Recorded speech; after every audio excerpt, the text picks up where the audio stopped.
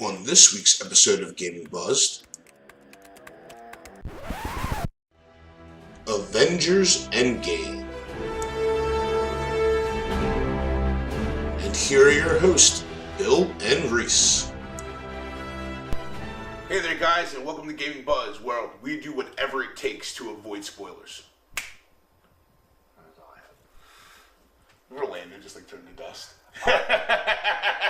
If you didn't run screaming, I would. What's up, guys? Welcome to another episode of Gaming Buzzed. And if you couldn't tell by our intro, this episode is going to be all about Endgame.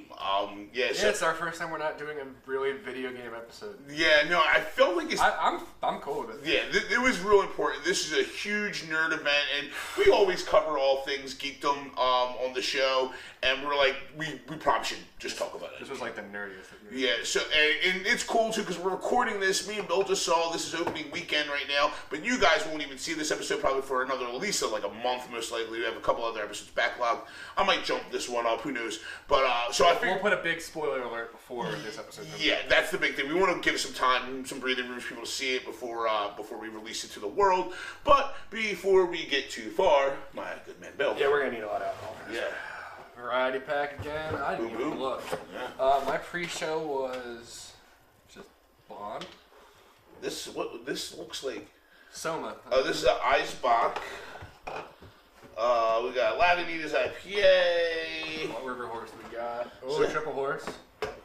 Windridge Double Indian Pale Ale. Oh, no, I'll go for that. Ooh. The Metallica beer? Yeah. Oh, shit. I feel like I had this. Internight. I have not had that. Whoever cracks it, I want to try some of that. So we got a solid gold lager. All right, I'll start. Careful though, because the can. That's what people don't realize about these boxes, and it's like from all the bad cans. So. Oh yeah. So just be a little bit careful with that. No problem. This is the Metallica beer. Internight. Oh, straight out of Newport, Oregon. Yep, you're next. Oh, right. Yeah. You're now. All right, let's crack them open. I need some shit. I'm still processing everything. It was That's good. That is I remember good. that being good. Yeah. It was I just said it was like a huge nerd deal. I stayed off Facebook the entire day.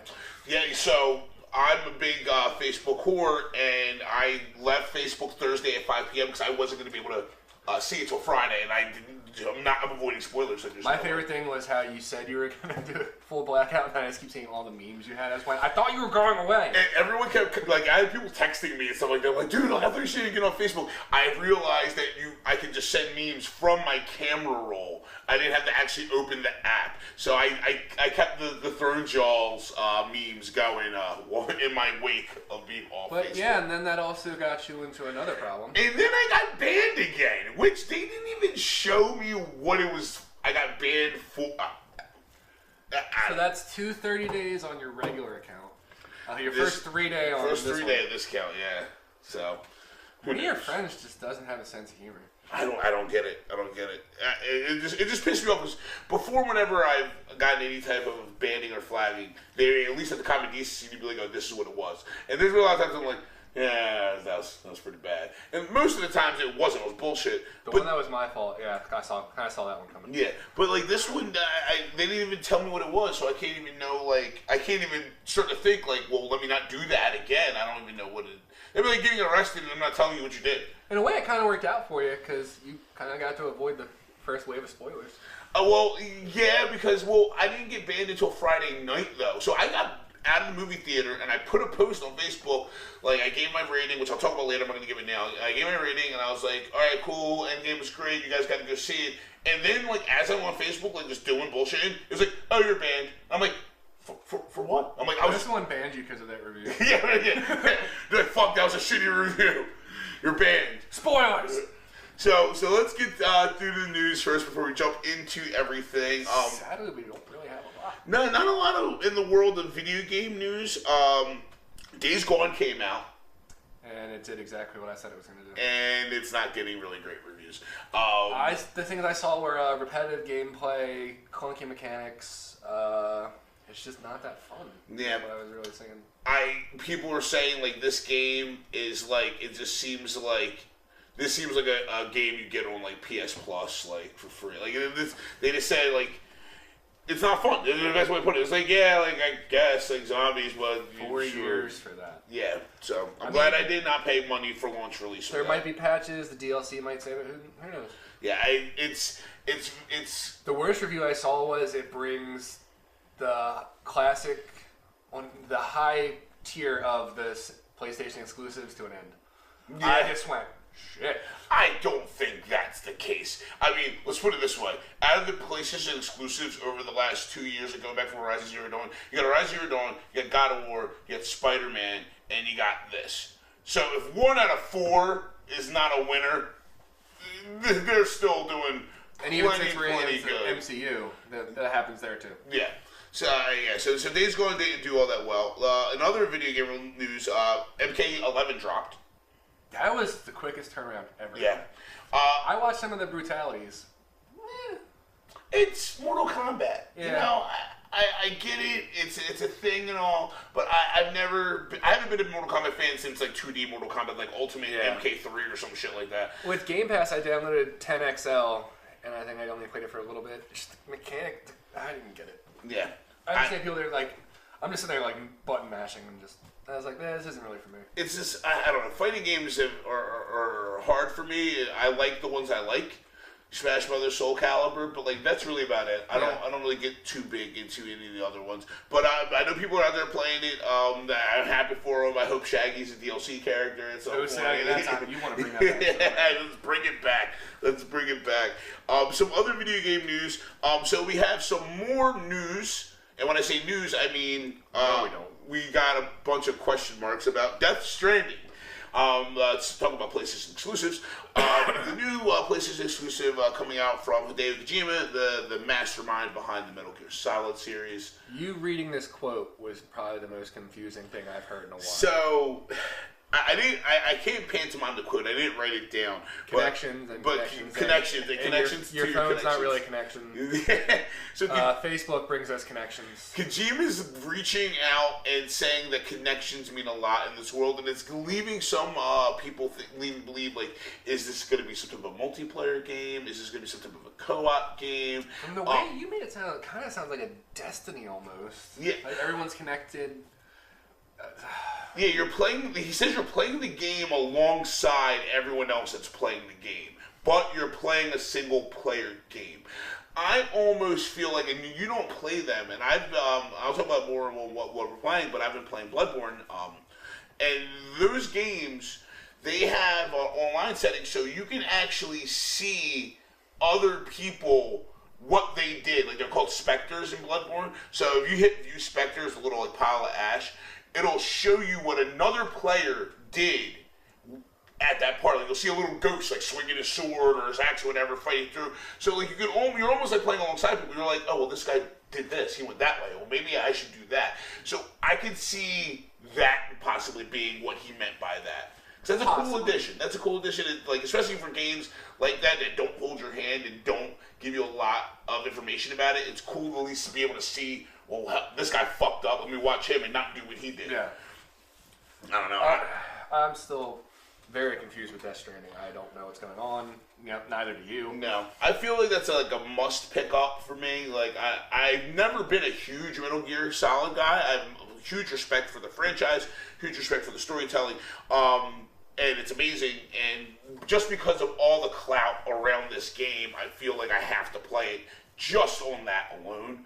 Do you think you would go out of your way to get a PlayStation to play this, or are you waiting to see more gameplay? I'm still going to get a PlayStation. Okay. I'm still going to start with God of War because I'm seeing much more of that.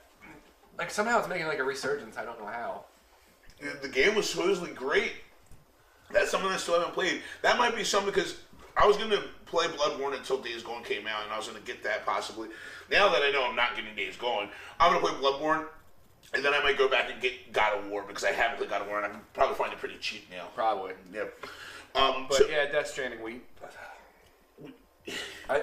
Year for it. I'm, as I said, skeptical on the fence. You're skeptical, yeah. I still don't know what's going on. Me and you watched like a 2-hour mini movie. Well, technically a 2-hour movie. Yeah, and we still have no idea what is actually happening in this game. No. That's where it's confusing. So, video game news, that's pretty much about it. But there's some cool nerd shit going on in the world. On top of Endgame, we are also in the thick still of the final season of Game of Thrones. Tonight's gonna hurt. So that's been the big thing, is like, why? It's like watching a Stark die, Game of Thrones, and Endgame, because we might have seen something in Endgame, but now tonight for our episode of Game of Thrones, the Battle of Winterfell, we're probably going to see some more Starks die, possibly. I mean, Jesus Christ! Well, yeah, that was a good spoiler. Yeah. Well, I mean, people watching a Stark get fucked. Well, we already saw Stark get fucked last week, so. Reese texted me right away. Well, no, I think I post. No, you text me first, then I post. I texted you. I was like, as soon as I saw scene, I was like, yo! And then everyone lost their minds. Yeah. Like, why? Assassins can't get dick too?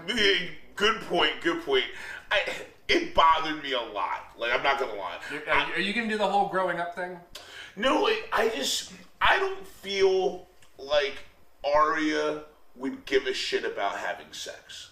I just don't. And call me whatever you want to call me for it.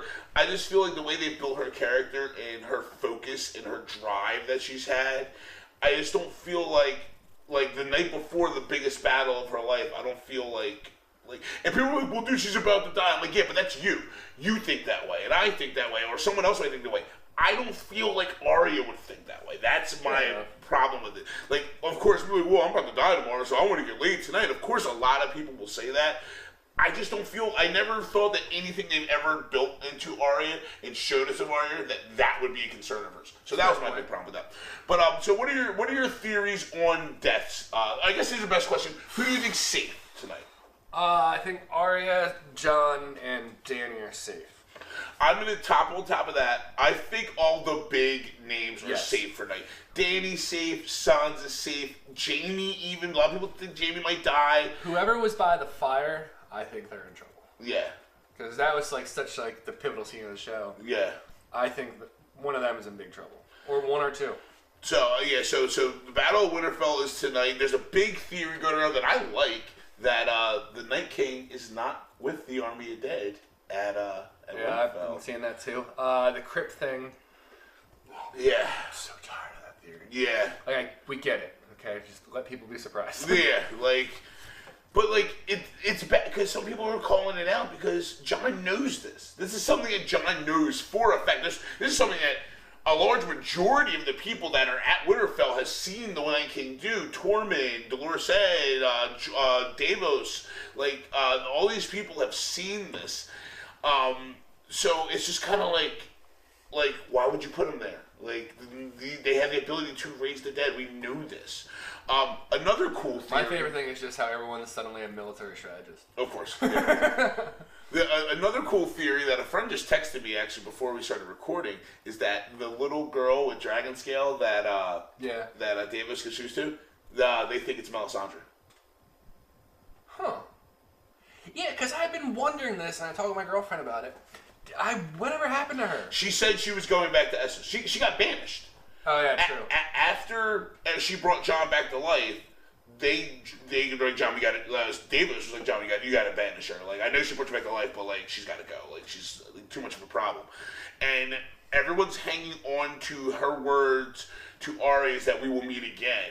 So I stand by that because Melisandre, if nothing else, over her character, she stood by everything she said. If she said something, it's come true or it's happened. So I don't feel like the writers are that weak. I feel like they wrote that in when she saw Arya, and this was 4 seasons ago when she saw Arya, back when she was with the Brothers Without Banners. I think Melisandre's definitely coming back. I see Grey Worm dying. I totally see Davos dying. I see Ser Jorah sacrificing himself to save Dany and dying. Yeah. I see Grey Worm for a fact is dead. Anybody that ever says, I can't wait for the future where I can build a family, I'm like, oh, well, that means you're gonna fucking die. That's how I predicted Abraham in Walking Dead. Yeah, that's just how that goes. So yeah, I'm super duper excited for the Battle of Winterfell. We're gonna see some deaths. We're gonna see some blood. The longest battle scene in history. 80-minute episode, I think. Yes. Right? Yeah. They said it's longer than the Siege of Helm's Deep. Uh-huh. That was pretty fucking long. Yeah. This episode is directed by the director. I don't know his name. That has done Hard Home. That has done the Battle of the Bastards. He is known for his epic scale battles, and they always have been amazing. I think it's a French guy. Hey. He's got an odd name, and I mean his name's probably normal to his parents or somebody out there, but to me it's odd. Not Yeah, but yeah, so it's gonna be epic, and we cannot wait. But our girlfriend's already asked for like special food. Like I had to get her Gitano's cheesesteak, and a small order of cheese fries. She's like, I just want this for this episode. I got it. I was just talking to you. I watched this Game of Thrones with a group of friends I have for years, and tonight is my fiance's family's Easter dinner, and I kind of want to be like looking at my clock like 8:30. I'm like, yo, I gotta go, guys. Like, but I can't. So I think I'm just gonna end up watching it late, like on HBO now, which it is what it is. No big deal. It happens. Yeah, he'll live, but who else won't? Ooh. Speaking of people that don't live, let's do this. What's been buzzing with you, Bill? Fucking Endgame, dude. Endgame. Oh my god. That's what's been buzzing with us. I'm gonna put this down. My girlfriend she keeps saying, she's like, I wish I could get into this Marvel thing like everyone else does. She just wishes she could like find it that interesting. She went with me. She's like, I'm really glad you brought me because this was like, it was cool to like see everyone's reaction and all that. Yeah. Which brings us to the first death. Yeah. Black Widow's no more. Well, Scarlet Witch did come back. Yeah. But yeah, Black Widow is no more. Black Widow's no more. Which there's a Black Widow film coming out. Yes, but in that scene, would you think it would have been the predictable thing to let Hawkeye go? It would have been the predictable thing. So here's the whole thing, and I thought about this a lot. So the Russos want to throw curveballs at people. They want to throw curveballs. They want to throw twisted, of course. So when they first got there, everyone in the theater, I guarantee, in the world was like, all right, so Clint's gonna die, blah blah blah blah blah. So when they had the first exchange where Nat was like, "Fuck it, I'm going," and they were wrestling, and when he tripped her up.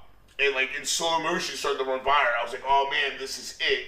And then they had another tussle and they end up falling off the cliff with him on one hand. And I'm like, but no, I'm like, she can't die. Like the entire time I watch this, I'm like, she's got a movie coming out. Like that's honestly what I thought when I saw the end of Infinity War. When I saw Black Panther, Doctor Strange, Spider-Man, all these people get turned to dust. And I'm like, well, they're obviously coming back to have another movie. Now with this though, I'm not sure if Nat's coming back. I was saying to you earlier, you were saying I think it's going to be a prequel. Yeah, it's like even with Gamora. Yes, Gamora. Well, Gamora kind of comes back.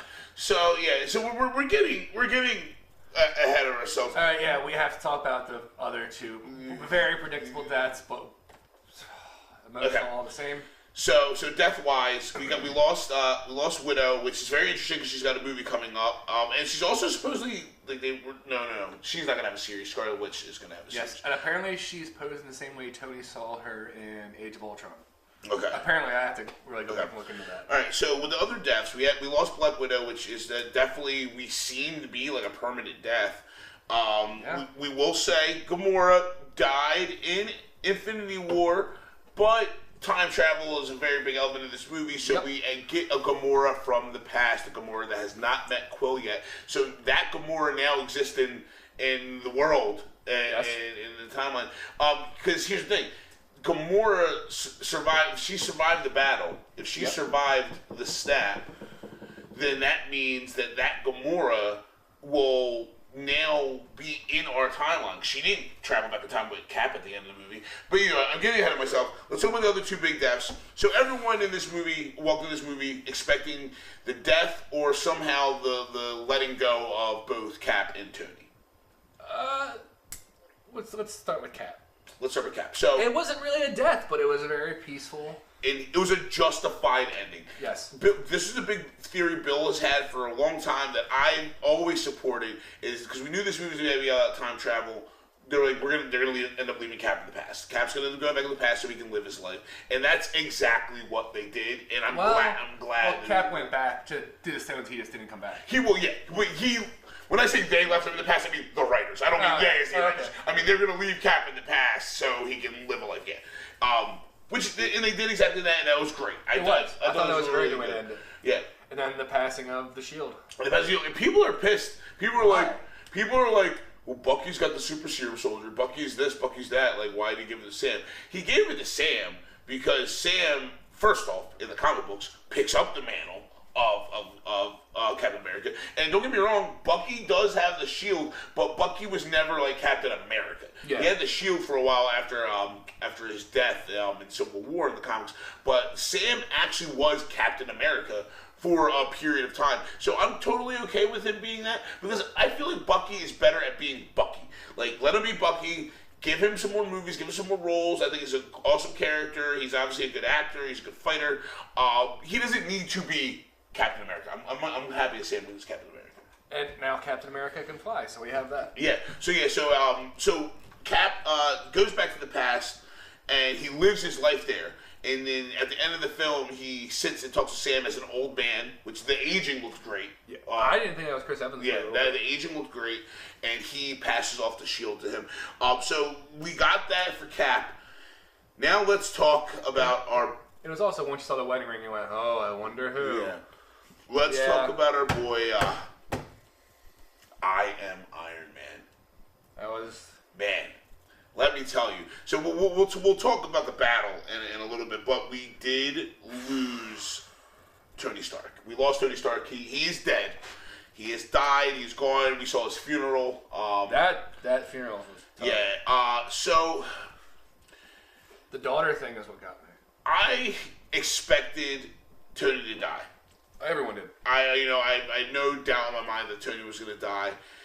And in the battle, once everyone, because obviously the good guys win, if guys, surprise, obviously everyone comes back, because everyone's got fucking sequels and everyone's signed for contracts. Yeah. And when, and I was telling Bill earlier, when Tony hugged Peter, it really, that was the closest you came. That was the closest I came to crying. Because Tony is the person that doesn't even like to shake people's hands. And his first thing he could do when he saw Peter with someone that he lost he cared about, he reached out and squeezed him and like embraced him. It wasn't even like a hug. It was a love thing. You truly could feel that. And of course, this is nice. Yeah, this is nice. So we talked about the death of Tony because we want to talk about the battle. So well, the death of Tony also leads to the death of somebody else. Yes. So we're talking about deaths. So we're talking about the battle. I thought it was fucking fantastic. Tony dies because he wields all 6 Infinity Stones and snaps Thanos and his army from existence, and the power is too much for a mere mortal person to. Yeah, as we saw with Hulk, because now they both had the burned up arm. Well, actually, all 3 had the burned up arm. Yeah, but Hulk. One, the gamma radiation, which they explained, that's the most of the radiation given up by the stones is gamma radiation, so it's kind of, Hulk's okay with that a little bit, and also, he's the Hulk, he's damn near indestructible, so the whole thing, and we're getting ahead of ourselves, I know this, so what ends up happening, let's go through this movie and break it down. I just really found it interesting that Thanos was left-handed and everyone else was right-handed. Really think about it. Yeah. Well, also, but Tony made the glove, so Tony made that new glove. So he made it a right-handed glove. But Hulk, who's right-handed, didn't know that. Yeah, learned something new. Good. There you go. So let's start this movie off. So in the beginning of the movie, we get Clint. We get to see his family snap away. Everyone in my theater was heartbroken. And we get Captain Marvel saving Tony, which people expected. And he brings her back. The dynamic between Nebula and him, though, I really liked. Yeah, that was cool. That was real cool. So how she picks him up, puts him in the chair. I just went, you actually care about people? Yeah. So and you talked about this earlier. We'll get to it when we talk about the characters. But Nebula had a lot of depth in this movie, which is great. So Captain Marvel brings Tony back to the Avengers compound, and they're instantaneously like, we know where Thanos is. Let's get him. And, they suss it out. Tony has a full mental breakdown. Tony's like, fuck it, I'm out. He's like, I'm out. Like, we lost. We lost. I'm out. He's still mad about Cap. He hasn't seen Cap since Civil War. Very true. So Tony's still holding a lot of resentment. So they then go to Thanos' house. House? It's a fucking shanty. They literally kicked Thanos' door in like SWAT. They came in and fucked him up. Homeboy was just trying to make some eggs and fruit. limping around all fucked up. Limping around all fucked up because he used the stones again. So even though he's a Titan and he's a super strong being, even he can't withstand the power of all these stones. I kind of liked Old Man Thanos. Yeah, that was cool. That's cool. I think this is a great character, and he had a great It's lighter. like he just wasn't being a dick there. He's just kind of like, it's done. It's done. He's like, I'm done, dude. I did what I wanted to do. I'm done. And he had a lot of great lines in this movie. And Thor aimed for the head. That one, that caught me by surprise. So yeah, they kill Thanos. Like literally, they kill Thanos in the first 10 minutes of the movie. Yeah. Spoiler alert, like Thanos dies in the first 10 minutes of the movie. Doesn't mean the movie's over because he destroyed the stones. So now we get brought into the time heist. We get the return of Ant-Man out of the quantum realm by a rat, luckily. Yeah. I thought that was a good scene. Yeah. So with Mr. Chow as a security guard. Yes, yeah. Ken Jeong. So we get the return of Scott Lang, Ant-Man, and he gets the Avengers compound and tells them, like, yo guys, I time traveled. We can make time travel work. He's like, yeah, it's been 5 years for you guys. It was 5 hours for me. Yeah. So they bring that to Tony because they're like the greatest mind they know, and Tony again is like, fuck this, I'm out. Like, It's been a 5-year time jump. He's got a daughter now. He's married to Pepper. I like that. Yeah. And also how you get to see Pepper's mask. Yeah. Oh, I just realized the line there too. Your mom never wears anything I make her. Yeah.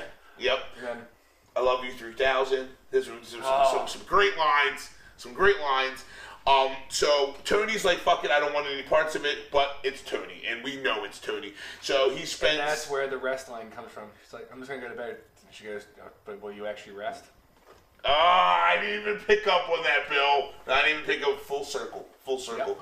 So Tony gets the tech and figures out how to make time travel work by using Which the he quantum apparently realm. did super quick. Yeah, Tony's that smart. And I have no problem with that. This is a 3-hour movie. Let's move these paces. Speaking of moving paces, and we'll talk about when we talk about characters, but we got Professor Hulk finally. Yes, we did. So we have Smart Hulk. So Banner, over the 5-year time gap, has been studying and working with gamma radiation, and he figured out a way to be in Hulk form, but still have Banner's mentality. So he's got the best of both worlds. He's got Banner's brain, and he's got Hulk's strength. Was the...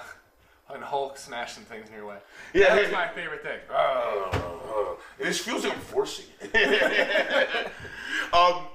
So Tony figures out the time travel.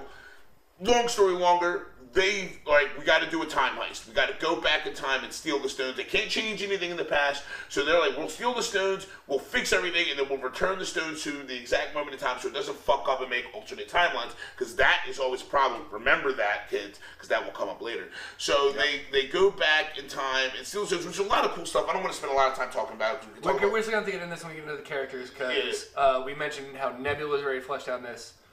Thor was really very fleshed out. We got some cool stuff. We got to see them returning to scenes from movies that we all know and love. And it kind of gives Thor: Dark World a little bit more of a meaning. Yeah. Now. So they return to Asgard to get the Reality Stone, the Ether, from Jade. Which we got Natalie Portman. I think you had posted or someone else. Yeah. What does this mean? She was at the release of the movie. So Natalie Portman, we got to return to Jane Foster. Her quick stare off camera. That was the most she had. Yeah. So non-speaking, but they brought her back in. So Thor had some cool growth. We go to Guardian of the Galaxy 2014. That's probably the most important timeline to go back to go steal the Power Stone before Quill gets it, Star-Lord gets it, and because of I thought it was hilarious how they did that. Yeah, like him dancing with the music, and then you actually see what's actually happening. and he's going, that's him. Yeah, so the big linchpin of what made Thanos returns, because they go to 2014, and Thanos obviously still alive, and Nebula is the one that they send to, was it Mordog or Morag? This is very important, kids. Block your Wi-Fi passwords. Make it a lock connection. She should have opened her incognito browser, is what she should have done. Because she uses a network, the other Nebula in that timeline is still on the same Nebula network. So I get that. So they can sync thoughts. So Thanos actually goes into the memories of the Nebula we know from our timeline via the Nebula of 2014, the still evil Nebula, and then he's like, listen, like go, like, figure this out. Like, we're gonna make it work. So that's what ends up bringing Thanos and everyone back, because they end up sending Nebula back. Like, guys, they do get all the stones. Me and Reese are gonna like really skip over a lot. Right? Yeah. The quintessential moments. Tony actually has to talk with his dad. Yeah, Tony talks to his dad. That was I enjoyed that scene. Cap sees Agent Carter. Yeah. That's when we all just went, yeah, I wonder how this is gonna go. What else did we get? Even before that, we got a Hulk talking to the Ancient One, getting the Time Stone. God, I love that scene. That was a great scene, and it shows you how much. They never really tell you how powerful and how much the supreme beings have. And Ancient One gets here, when Hulk gets there, and he's like, "I'm looking for Doctor Strange, Stephen Strange," and the Ancient One's like, "You're 5 years too early. Like he won't be here later." I love how they did the astral projection again. Yeah, I thought that was very cool. And how they did the timelines and all that. It's not until he just goes. Or she's like, we can't give up these stones. Like, then why did Strange give it up so freely? And she's like, wait a minute, Strange gave it to you? Like, if he gave it to you, then he must have given it to you for a reason. Yeah. And if he gave it to Thanos, it was for a reason. Yeah. Because he's supposed to be the strongest of us all. Yeah. So that was really cool. Actually, no way. I can't say I didn't see much from him because he did back everybody. Yes. So I can't really argue that one. So one thing that I think was a very, very in my opinion, the most pivotal scene in the entire movie was when they go to get the space stone, the Tesseract. They go back to the Battle of New York. It was a really funny scene with the Hulk having to run downstairs, which fans are very much complaining about it because they're like, if that happened in the past, everyone would have remembered that. That would have been a big moment that Tony would have remembered, that the Hulk came bursting out of that door. I mean, maybe they were focused on the heist and he wasn't thinking about it, but the people said that could happen. So I bring that up because Hulk comes bursting out of a door. No more stairs! And knocks over Tony, who is holding the Tesseract, and Loki's there, and Loki picks up the Tesseract. Which I'm glad Tom Hiddleston came back. And which I kind of guess they just go, dude, do you want to make a couple $100,000? Yeah. Just come film this. So Loki grabs the Tesseract and disappears. So that means you texted me your theory on this one. So that means that this Loki in the 2012 timeline of Avengers 1 ends up with the Tesseract and teleports away to any other place in the time in 2012. That's going to create a split timeline. They talked about that. They focused on that. They said if something got changed, if the stones got moved, it will create a split timeline. So now there's going to be a timeline where Loki has the space stone. That is going to bring interdimensional travel, multiverse travel, and things of that nature well into play into the following phases of the MCU. And I cannot wait for Here's that. the question I'm going to ask you then. Do you think they're going to, because Loki got announced for his own TV show on Disney+. Yes. Do you think they're going to explore that there, or do you think it's going to be the focus of someone's movie? I think if Disney's smart enough, I think that's what the show will be. Okay. We'll get like a kind of mischievous, evil Loki, but I also think that's got to tie in back to the movies, because if he is creating a split timeline, they're not going to make that a secular timeline. They're not going to just treat that like, oh, this is what his timeline is. It's on the TV show, and it doesn't matter to anything else. There's going to be a way they're going to blend that with the apparently, it's a big deal that someone from the TV series finally made it to the big screen. Was Jarvis? Yes. Apparently, that was a huge deal. I just went, oh, okay. Yeah. Well, Peggy Carter had her own show too. Yeah. So. Then after that, yes, they go to New Jersey. Stanley's final cameo. It wasn't that good a one. No, it wasn't. I was slightly mad they didn't keep the one they did for Captain Marvel. I understand it's an Endgame. You're supposed to be focused on the characters, but Jesus Christ, this man created the universe. Yeah. It was short. It was sweet. We all love Stan, but yeah, that was Stan, the big peace not worry, as a hippie driving down the New Jersey Turnpike. But also then they wouldn't have known. Yeah. Anyway. So yes, they go back. So they get all the stones. They bring the stones back, and Tony. Let's just tap into it because I already know we said it. Hawkeye, the very last stone they get, the Soul Stone, and he manages to warp back right then. Everyone just goes, "Where's Nat?" And he has to go. She's gone. So Nat sacrifices herself, as we talked about before. So Tony creates a glove that can harness the stones, and they end up being Hulk is the one that you're going to use to snap everyone. That's like how it looks like a human-sized glove until he finally put it on. As soon as the nanotech, like as soon as it started going, I was like, that fucking thing ain't gonna fit. Yeah. That shit ain't gonna fit. So Hulk snaps and brings everyone back. So they're not changing anything; they're just bringing everyone back. As soon as he was doing that, though, the Nebula from 2014 timeline, the one that came back, is posing as our Nebula, opens the time portal and brings Thanos and his army to our. That was very interesting. Yeah. Like, how do you not hear a ship go through your fucking roof? Yeah. Honestly, yeah. So Scott, I thought he was dead. I thought he was dead. He was standing at the window, and a blast hit the window directly where he was standing. I was like, "Oh shit, they just killed Ant-Man." You didn't even get time to process it. Yeah. Yeah. Like, he kind of just goes, "Yeah, we did it," because you see all the extra birds and all that shit. So then it brings us pretty much at that point. Thanos comes in and we get to jump right into the battle. Everyone regroups. Everyone's like, "Fuck! Our building just got destroyed." Thanos is sitting there, and then you see the big three: Cap, Tony, and Thor walk out to the battlefield to confront Thanos. Well, no, Thor finds him and he's just sitting there to go, "What's he been doing?" He goes, "Nothing." Yeah. He's like, "Nothing." He's not doing anything. He's not doing anything. And then we got possibly the greatest thing that's happened in the MCU history over the last 11 years. I want Thanos' sword so bad. We That got thing to was see badass. Cap wield Mjolnir. So in the time travel, one thing we didn't bring up, Thor, once he goes back to the Thor Dark World timeline, he's like, "Wait, am I still worthy?" Puts his hand out, grabs Mjolnir. So now he has both Mjolnir and Stormbreaker, and he brings them back both to the future. We'll just do this quickest way. Thor is still upset because he feels like he failed everyone. He didn't go for the head. He misses his mom. They mention when he's going to go back, and he's freaking out because he has to see either Jane Foster or his mom. He decides to go see his mom. She knows that he's from the future. Yeah. I mean, besides the fact that he's overweight and looks like that in the eye. The dude. That in the eye, and she just goes, "I know you're not from here. Yeah. But you're still my son." And I feel like he got him the closure he needed, and right as he was about to leave, he grabs Mjolnir. Which, the only thing I thought, think about how pissed the Thor of that timeline must have been. Like, where the fuck did Mjolnir go? Like, oh no, what did Cat Dennings call it in Dark World? Momo! Yeah.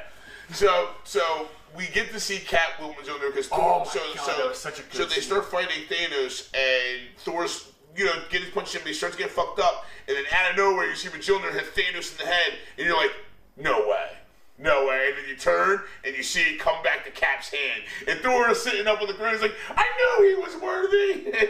Oh no, my favorite was the exchange when Cap has Stormbreaker and he has Mjolnir. He went, no. You get the little one. You get the little one. Yeah.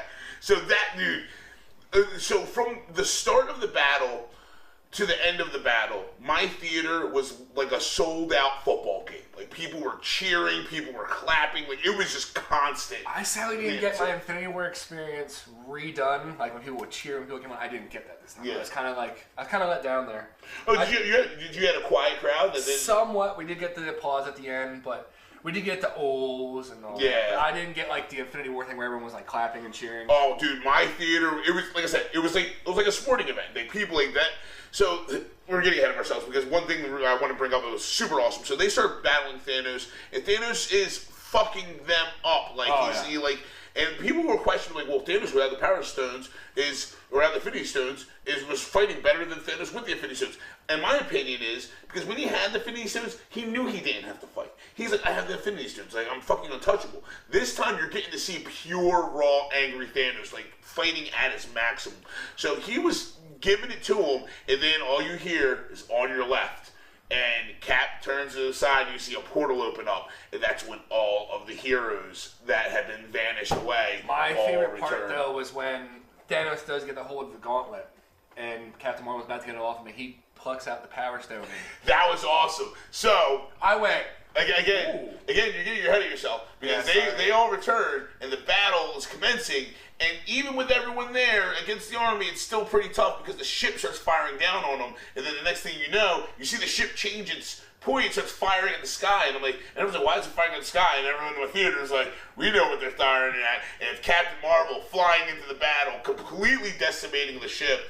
And she goes toe to toe with Thanos and fucking brings the pain. But that was very smart. So, like, as your favorite thing was the headbutt. The headbutt. So they're fighting hand to hand, and she's got her hand on the Infinity Gauntlet, and Thanos like really can't overpower her. So he tries to headbutt her, and she literally just smiles at him. She didn't even flinch when he headbutted her. Also, I don't think we discussed this. Captain Marvel gets a new haircut. Yes. How did you feel about it? Did you like it? Kinda. I wish she had just done the mohawk, personally. Yeah, I liked her with the long hair. I have nothing against short haircuts. I liked her better with long hair. I feel like if they changed her hair, they should have went just straight mohawk. Instead of the helmet mohawk, just go straight mohawk. I feel like it added more when the power thing, just the hair. Yeah. Maybe they did that. Brie Larson's fucking hot. Maybe they cut her hair because they didn't want to pay the money for the CGI for all of her hair. Something like that. So no, it was such a great scene. Then you got your A-Force scene. Yes, the A-Force scene with all the girls, everyone from Napoleon to Shuri to Captain Marvel. I thought that was great. We got Rescue finally, Pepper Potts in her suit. The little tandem fighting with her and Tony working side by side was really awesome. It was great. And so it gets down to Thanos ends up getting the gauntlet back. So as Bill was saying, that was like the best. I don't want to say chase that they've ever had. When they were like Spidey had the gauntlet. When it went from like Hawkeye to Black Panther. Yeah. I thought that was fucking fantastic. That was really good. I like instant kill mode. Yeah, instant kill mode. I was like, all right, I need help. So in that battle with Captain Marvel with Thanos, Thanos has the glove on and he can't overpower her. So like Bill said, he plucks out the Power Stone from the gauntlet and wields it in his other hand and punches Captain Marvel right in the face. Didn't know you could do that. So that was super cool. I really liked that.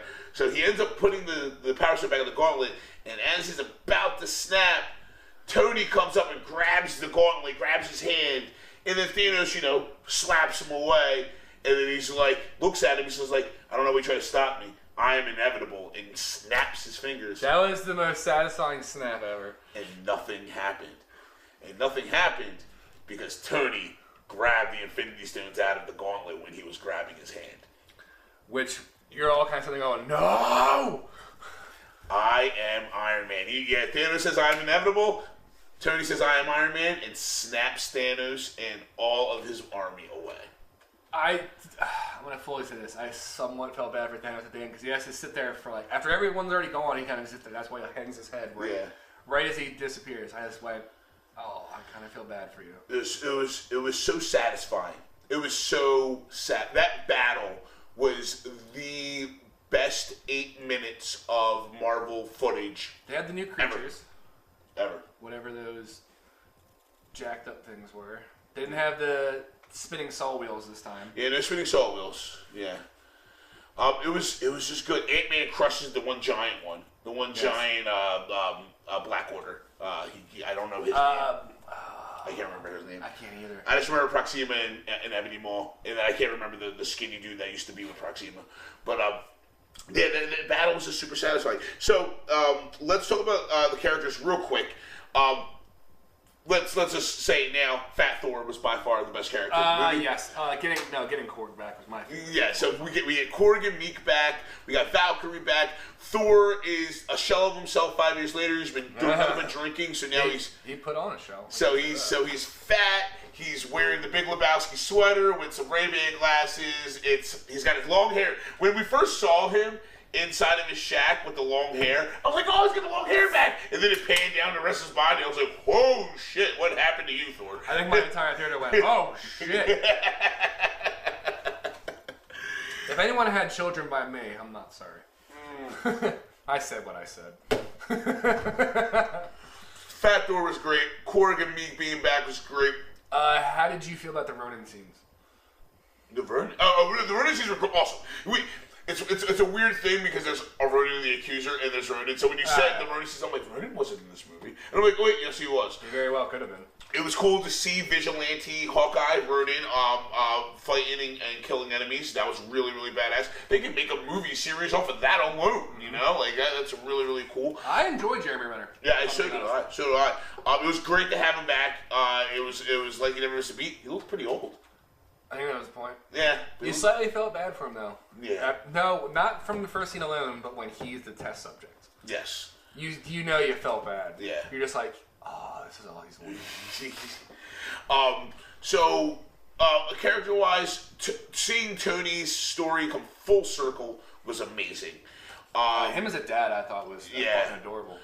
Cap, first off, the funniest line in the entire movie. So when they go back in time, Cap ends up fighting himself. No. It happens before that. No. That's my favorite line. No. Yeah. It's before that when Tony's like looking behind.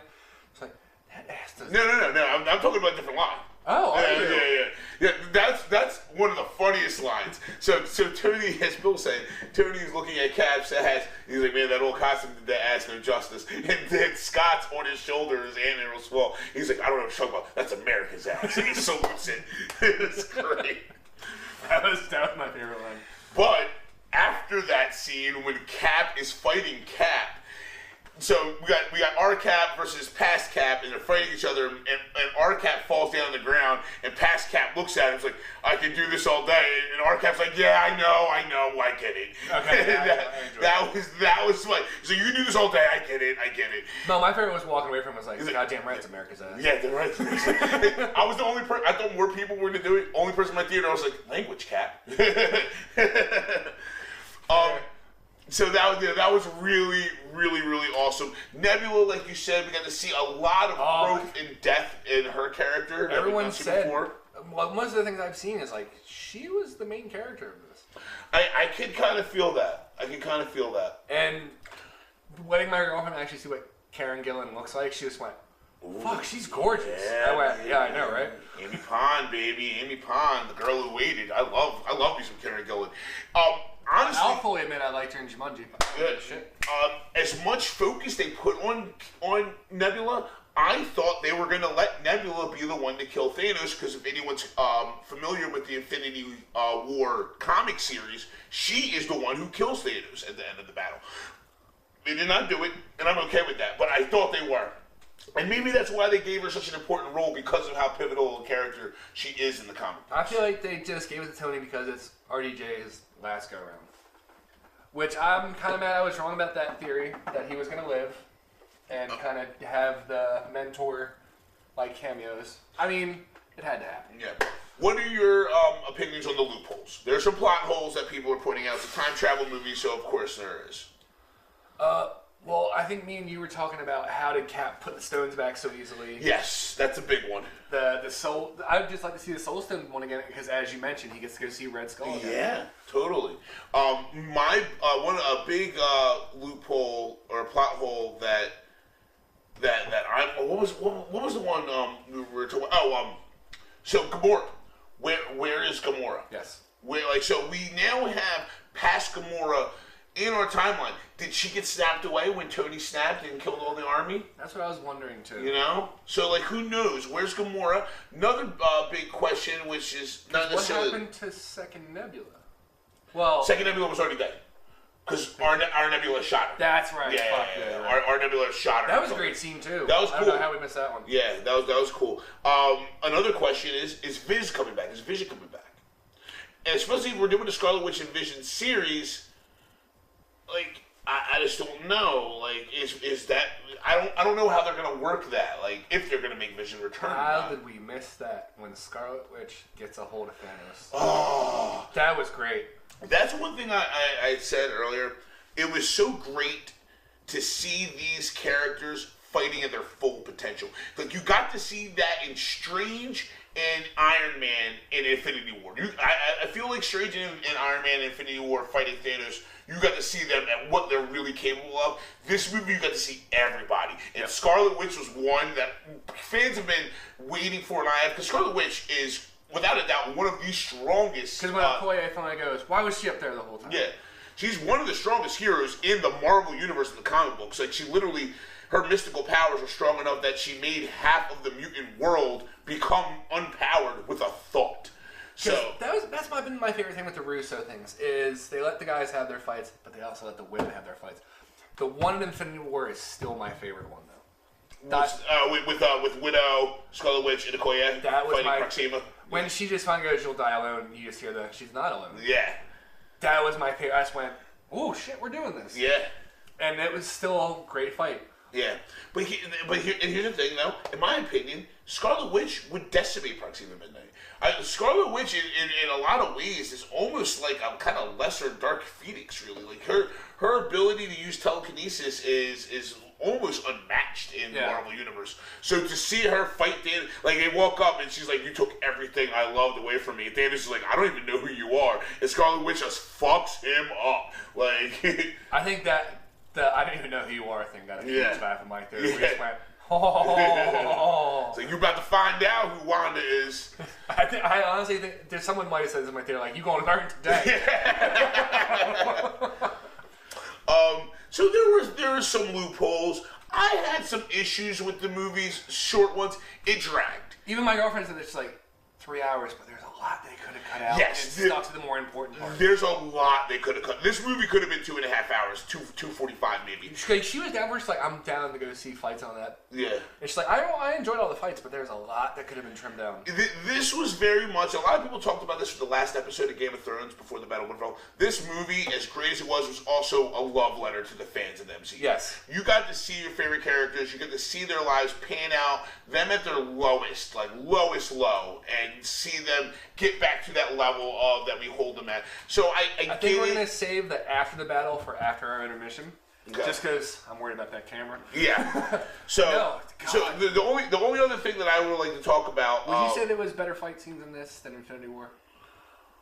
I'm going to tell you right now, the battle on Titan and Infinity War was possibly, before I saw this, my favorite battle of all time that MCU's done. Mm-hmm. And the final battle in this, even though I feel like the Infinity War Titan battle was maybe a little bit of a better battle, if nothing else, Captain Marvel, Scarlet Witch, and Catwoman automatically make this battle better. It's just over the top. I enjoyed more of the hand-to-hand combats, like the Cap versus Cap. I just went, "Oh, you guys are doing this." Yeah. I really thought we were going to get the elevator scene again.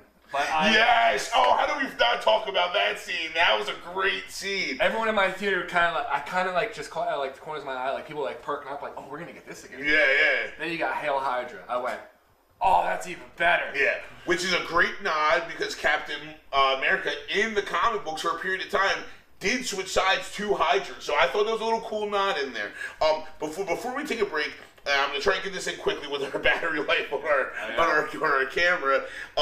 Let's get through the rest of the movie. So, after the battle, and the battle's over, we get the death of Tony, which we talked about. Yes. He hugs, now he can rest. I almost cried when Peter did. See, now you get it. Now he can rest.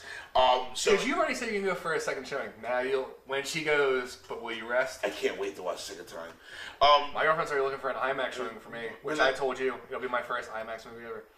After Tony's death, like we really just get some cleanup. We get we see Tony's funeral.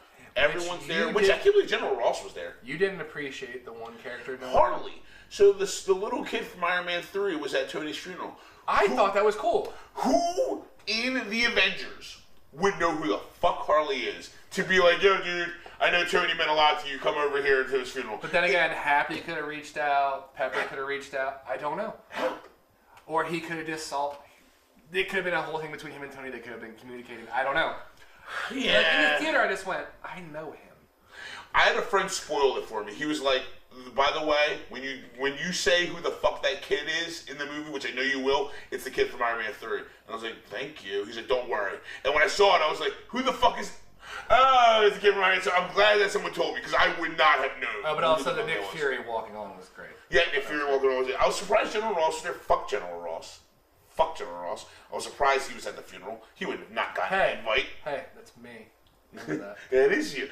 You are William Hurt. Sorry. Yeah. My girlfriend still doesn't find that joke funny when it's like, "That's me." It's like, "That's fucking me." She's went, "Yeah, we get it, Bill." You've done this a lot. But overall, as a film, it was great. We're gonna take an intermission. We're going to come back with our final theories on the film, and then we're also going to do our rating, and we all have the top 3 for you. We will be doing our top 3 MCU films shortly after this quick intermission, and I got to catch up drinking. Yeah. I really do. Why don't you just go for the triple horse and catch up? All right. What is that? That's a stone. Look at this, we're geeking out about beer. Espresso totalitarian, 10% Imperial Stout. I know where you're going. Okay. All right, guys, we'll see you after break. I know exactly what you're doing. Christ, you're gonna end up looking like fucking Thor. Nuke Destroyer 69. Oh, I thought that was yeah, I love the Fortnite tie-in. Like, yeah, we get it. They're paying your fucking wages. Don't forget to subscribe, follow, and like all of our social media pages. Welcome back, guys. We just took a quick little break. We're going to jump back into the end of our Endgame conversation into our top 3 MCU films. So where we left off, Bill, was our... It's the end of the battle. In the battle, but now we're in the battle. We took little loopholes, some plot holes that we picked out.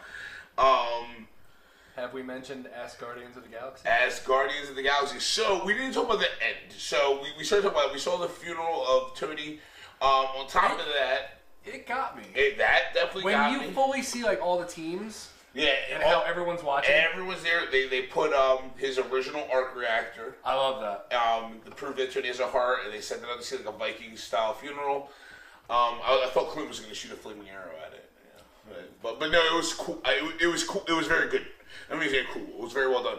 The cheeseburgers story with Morgan, Tony's daughter, and Happy. Very heartwarming. There's a lot of feels. I just liked how they gave Happy their own thing because he directed the first Iron Man movie. The way the Russos full circled so many stories, like the Russos only came in Civil War, so they weren't there, for the beginning of this. So they did Civil War, Infinity War. No, wait, did they do Winter Soldier? No, I think they did actually. Yeah, they did. So Winter Soldier, Civil War. Yeah, Winter Soldier was the first one. Civil War, and then Infinity War, and then Endgame. But the way they brought everything into account, even movies they didn't have anything to do with, the way they've crafted the story.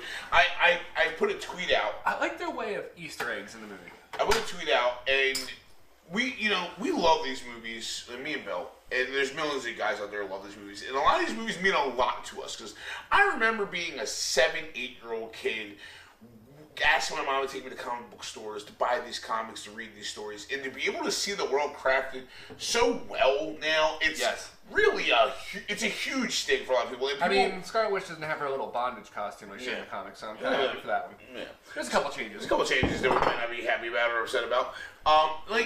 But one thing that I want to take a second to say is how well the MCU has been crafted and how well the MCU has been done. Sometimes it just reminds me of the meme, like they show all the DC heroes, like put these ones against Thanos, like let them fight Rotten Tomatoes. Yes, it just reminded me of that. I'm sorry. No, it's fine because it's true because it's been done so well.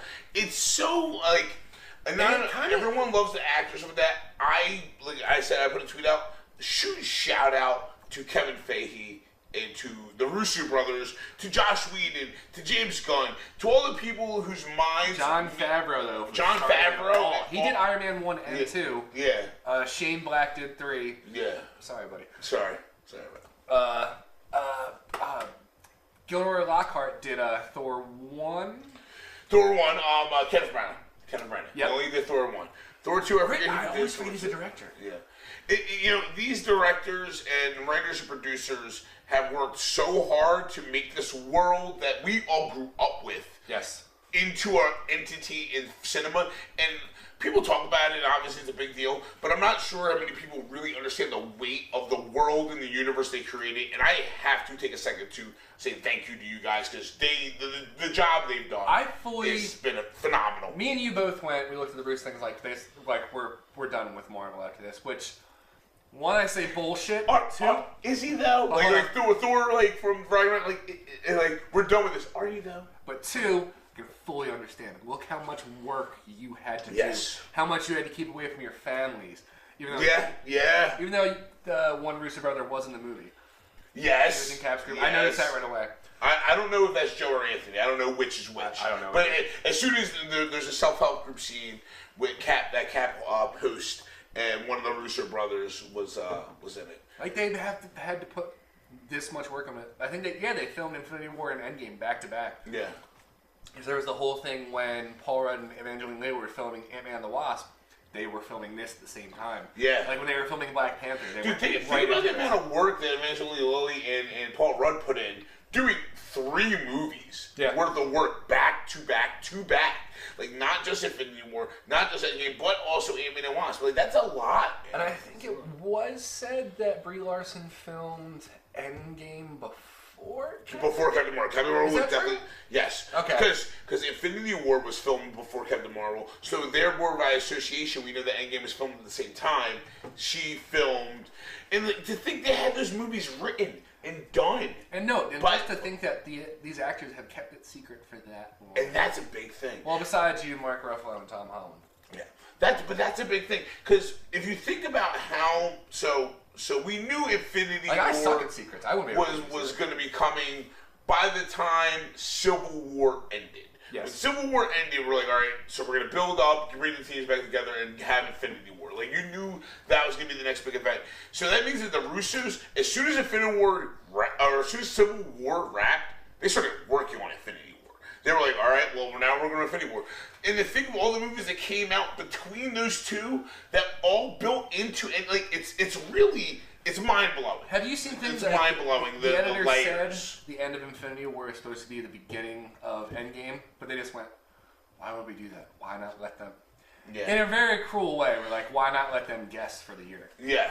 So, and it's wild. And you know, all the actors, I give all those actors so much credit. I give all those writers, all those producers, they've crafted this world and brought it to us and done a great job. Amazing. Yeah. Like, James Gunn alone... with Guardians and all that, with how much work, and people are still finding Easter eggs in his movies. Apparently, I don't think they've ever found the very last one in Guardians. Was it 1 or 2? Well, I don't know. Well, I don't know what Easter egg you're referring to. Apparently, there was one of like the 3-armed guy. I feel like it was something like that. If there's a 3-armed guy, I imagine he was probably at the gambling scene of Guardians 1. No, I think this is in the collector scene. There's still. Oh, I think James Gunn himself said there's still an Easter egg that no one has found. And speaking of Easter eggs, we took our little break and we're looking at things. Howard the Duck, if you guys did not notice, is I'm gonna be looking in for him. the final battle scene in Endgame. I wish we could have saw him fighting. That would have been really cool. That would have been really cool. That probably made a deleted scene. But no, it's just just with the Guardians, James Gunn is back, and we get Guardians 3. With Thor working on a James Gunn But script. do you think we're going to get Sylvester Stallone on them again in this? Well, a big theory I would have loved to see them in this. A big theory is that the original Guardians team, which you saw in Guardians 2, that consisted of Sylvester Stallone and a bunch of other actors whose names I can't remember. Miley Cyrus, one of them, I can tell you that right now. They will have a role in Guardians 3. That was the theory. That's not a fact, though. I feel like somewhere said Kraglin was in Endgame. So you're talking about theories, and that's what the next start of the conversation. Since Endgame's over, let's go over our theories. So that's a big theory because Sean Gunn, James Gunn's brother, who plays Kraglin, and is the on-set Rocket. Everyone knows. He just went, well, we're really excited about this. My brother's doing another movie. I love him best from Gilmore's Girls. If you're into these things. Yeah, that was Max's thing. Sorry. Yeah. I'm not jumping into that. Nope. Not jumping into those waters. But no, he was. But yeah, that's he cool. just went. My brother's doing this other movie, which we all know is Suicide Squad. Yep. And then we're finally doing Guardians 3, which we're all excited about. I'm just very curious. If James Gunn got fired, and he already had his script done. Okay. Maybe that thing we heard was true, that Disney never looked for anyone else. They pretty much told him the whole time, like, dude, we have to do this for a little bit. I can see that. You're fired.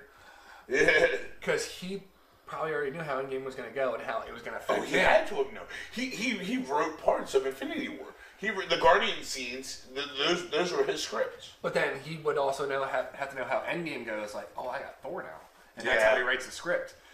How would you keep that secret when the company fires you?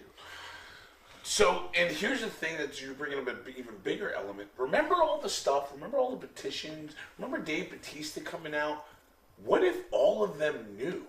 What if they all knew that James Gunn getting fired was fake? Was this James Gunn's getting fired? It. Think of that. Think of now that brings a lot of things into question. Well, I don't think. I'll put it this way: I don't think Batista cared because I think he just did a huge, big WWE run again. Yeah. So they're trying to show like, oh, he's off doing this. Maybe it's not really happening. They already knew. They had to have because I really love and respect James Gunn. I feel like he would have let something slip if it really was true. You think? Like maybe something minor. I don't know. Just like a little like just like tweet like, huh? I hope Black Widow survives. Yeah. So what are some other what are some theories that you have from now seeing Endgame for the future? Or I'm not sure if we said when we were recording that Guardians 3 will also be Thor 4. We didn't say we were recording. I'm very curious to that. Just the comedy alone between the two Chris's. Yes. We saw Chris's comedic ability throughout the years, but specifically in Ragnarok. Oh my god, he was so fucking funny. And to have him... Right now, the way the story is built, Thor will be a major character of Guardians 3. Yes. The way that Endgame ends, Thor leaves with the Guardians. So since it's known that we get Adam Warlock in the next Guardian, somewhat known, do you think Warlock beats his ass, and then the rest of the movie is just them trying to go back at him? I agree. Or do you think we're gonna? Because I think they're gonna because it's Thor, and that's how Thor always works. Thor always gets his ass kicked. And then he realizes, wait, I'm Thor, the god of fucking thunder, and then he fucks it. That was him with Hela, that was him with the Dark Elves. That was him with Thanos. That was him with Thanos. That's Thor's story, and it's Thor in the comic books. He's very prideful, and he knows he's Thor, but he goes out and gets fucked up, and then he's like, wait, but I'm Thor. And then he goes back and he gets his redemption. So I see that. I see them meeting Adam Warlock. The Golden Race, can't remember the name of they're I can't remember either. They're melding the stories with the comics. This race of sentient beings is they're the creators of Adam Warlock, which is they didn't have it in the comics, but they're adding the two of them together, which I'm fine with. And they're going to release Warlock to fight against Guardians, who the Guardians stole that piece from them in the beginning of Guardians 2. So another one of my theories is that Nebula will have to get her own movie now. She was such a driving force. I don't see that happening. I'm not gonna lie. She was back on the Guardian ship though, wasn't she? No, and I need to rewatch Endgame because you reminded me that Gamora was not on the ship, or they didn't show Gamora on the ship. Well, I feel like that's why I don't remember. I don't see why she wouldn't be on the ship. I feel like that's what Chris Pratt's looking for. Especially if Nebula is on the ship. Or maybe that's the plot of Guardians 3 is that they're looking for Gamora, looking for this Gamora. That I like. I like that. And then Adam Warlock in that race of aliens start interfering, and that can create that problem. But totally, Thor's in is asking about Adam Warlock when Adam Warlock first shows up. Other future movies, Doctor Strange 2. I'm very curious because we really haven't gotten much. I believe Mordo. I said he's going to be the main villain. You just went one of them. Here's my opinion. Why he can't be the main villain? Mordo is stronger than Doctor Strange. True. So no matter how badass Mordo is and how much of a drive he has to fight against Doctor Strange, he's not better than Doctor Strange. I don't see him being the main villain. I see Mordo, I can't remember the name of the demigod from Doctor Strange 1, who ended up being Dormammu. So I imagine I can forget that one. God, it was just over and over again. I can imagine Dormammu. I can't make a deal. No, I can imagine Mordo awakening a creature of that nature. Yes. To battle Strange. That I can see, and that a creature he could be awakening. It could be an Eternal, which we've been getting rumors of that the Eternals and Galactus is coming. Galactus being one of the children. Although of the I swear to God, if it's Hulk who delivers the message again, we're always gonna go, yeah, we get it. Oh, yeah. So big theories leaving this movie. I'm very happy we didn't get who is gonna be the next villain. I know I said that was gonna be one of my theories for this. I'm kind of glad we didn't. I'm glad we didn't get any of the Fox-owned characters in this. I'm glad. Give it time. Yeah. We have time. And that's probably a cool thing about this, as no one said, is that like Bill just said, and I agree, they didn't introduce a new villain.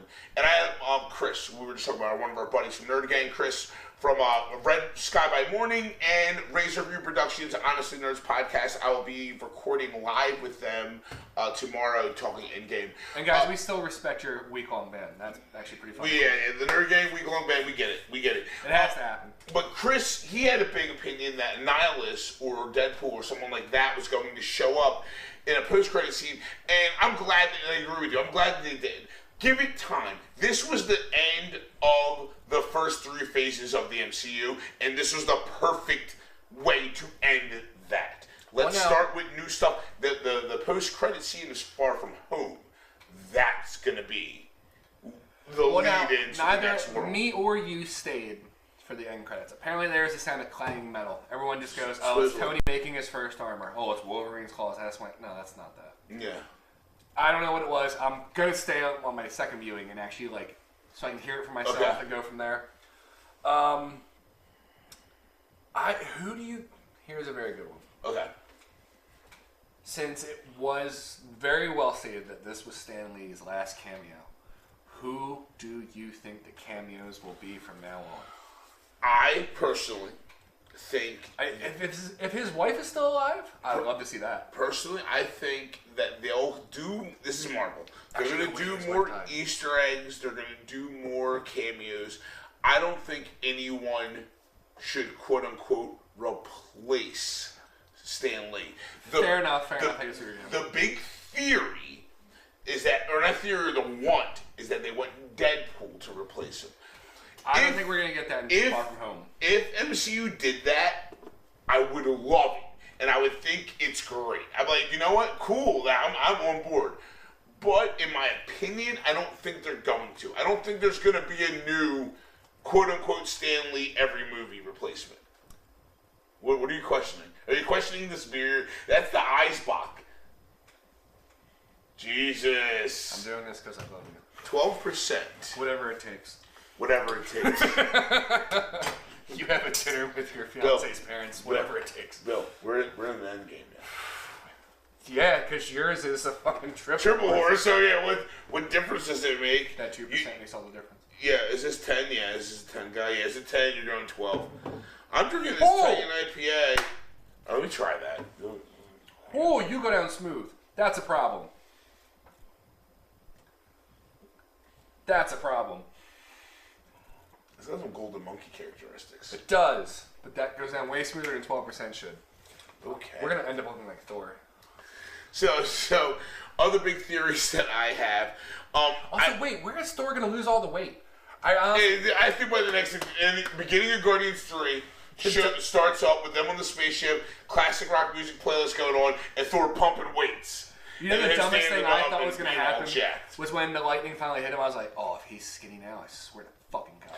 They just put big armor on him. Yeah. I thought he was going to be skinny. Because, no line, so as soon as I saw Fat Thor in Endgame, which was great, by the way, as soon as I saw him, I knew by that was the funniest fucking thing. I knew, because he has that ability, I knew by the time the battle started, he would get struck by lightning, and this arm would form around him, and I figured the lightning would just form him into Thor.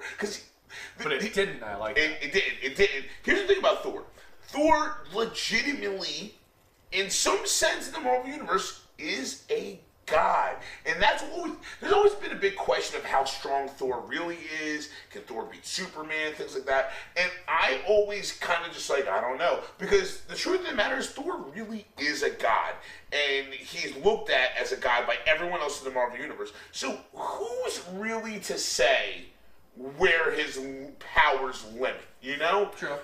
I've always thought that about Thor. That's why I like Thor. That's why Thor's a great character. And Chris Hemsworth has embodied that. I have another great follow-up question. What's that? We're really going to test your heterosexuality on this. Do you prefer long hair Thor or short hair? Long hair Thor. Really? Easily. I like short hair Thor. I like short hair Thor too. Thor is long golden locks to me. Yeah, that's just Thor. But I mean, short. But it just looked like such a wig in the first movie. That's just me. Maybe that's just me. When he got the haircut, he had like the little scar. Avengers Thor, like Avengers 1 Thor, And Age of Ultron Thor, in my mind, when I close my eyes and I think of what Thor looks like, that's what I picture. So, and that's okay, but short-haired Thor... When he really became God of Thunder was short-haired Thor. Short-haired Thor. He realized he didn't need it. Someone pointed this out, too. And this is a really good thing to bring up on the show. With the big three, Cap, Thor, Tony, obviously the big three of the Avengers. Each one of them had a period in their films or their careers in the films where they got to show you that they didn't need what quote unquote made them special to be special. And that was with and I hate on Iron Man 3. It's one of my least favorite MCU films. But it is pretty bad, but I will still watch it. I'll still watch it. And they're like, they needed to show you that Tony is Iron Man without the suit. And I get that. And they did that well. And you had the guy from the Time Machine kick your ass. Yeah. And Thor, they had Ragnarok. They had to show you that Thor is still Thor without Mjolnir, because he is. He's the God of Thunder, regardless if he has the hammer or not. And I'm glad they did that. All right, you said it for the first two. Let's get the Cap. Where did they really do the Cap? Infinity War. I didn't have a shield, correct? He had a shield, but he didn't have the shield. Yeah. You know, and did you find it funny when Tony pulls up to Avengers headquarters and he's handing him the shield, but he turns it over so the toys fall out? Did you find that funny too? I actually didn't even pick up on that until you just said that. I'm not gonna lie. It's kind of honestly he just went, oh, this is just a film in the car. Yeah. When he's pulling up. Oh no, my favorite though was If you keep losing this, I know we're really losing this. Yeah. When that was when you give the shield, so you keep losing these things. Oh yeah. When Ant-Man's outside trying to eat his taco. Yeah, the taco. I thought that was great. The taco scene, yes. Who does she? Oh, Brody, be careful. There's a Neanderthal outside. Yeah. And how Hulk just hands him 2 tacos instead of 1. I just went, oh. That's a lot of Professor Hulk stuff. I loved Professor Hulk. Yeah. Professor Hulk was a great character. No, the first scene with Professor Hulk was what made me laugh. When I'm Ant-Man, you're like, take the goddamn phone. Take the goddamn. Which I was like, Hulk dabs. But then you also look at Paul Rudd and you just go, you're 50. Yeah, and he still looks like he's 35. Yeah, really. It doesn't even matter if 5 years have passed. That's Brian Fantana right there. Yeah. What was your favorite moment? My favorite moment? I'll give you 3, because I'm not going to pick one. 3, because definitely 1, if not number 1, is every scene with Cap and Mjolnir. Okay. Cap and Mjolnir just... Oh, man. Does that include the... No, you get the smaller one. That was my favorite one. Every single Cap interaction with Mjolnir scene, it was just amazing. There were probably a lot of Cap scenes. Dude, I laughed the hardest at yes, I get it. You can do this all day. I know. Like no, he's just getting up like, yeah, God damn it, I get it. that really just like made. Like, I think that made the fans laugh more than anything. That was probably the funny. I'll say, that was the funniest line in the whole movie. Was like, I get it. You can do it all day. I get it. Yeah, me too. I get it. Those 2 scenes, and I don't want to be a loser and pick the entire battle, but it's either a tie between the headbutt, or the I Am Iron Man. Because when he said I Am Iron Man, you saw the stabs on Jones on his stones on his hand. I was like. Oh, like I can feel my soul. I felt like the ancient one hit me and my body astral projected, and I just like raised above my seat in the movie theater. All right. What are your 3? My top 3 is when Rocket and Hulk find Thor, and then you just see how bad it's really gotten. That's my favorite. Yeah, scene. that's the whole scene. New destroyer. Just how everyone in the theater just went, oh. That was my favorite.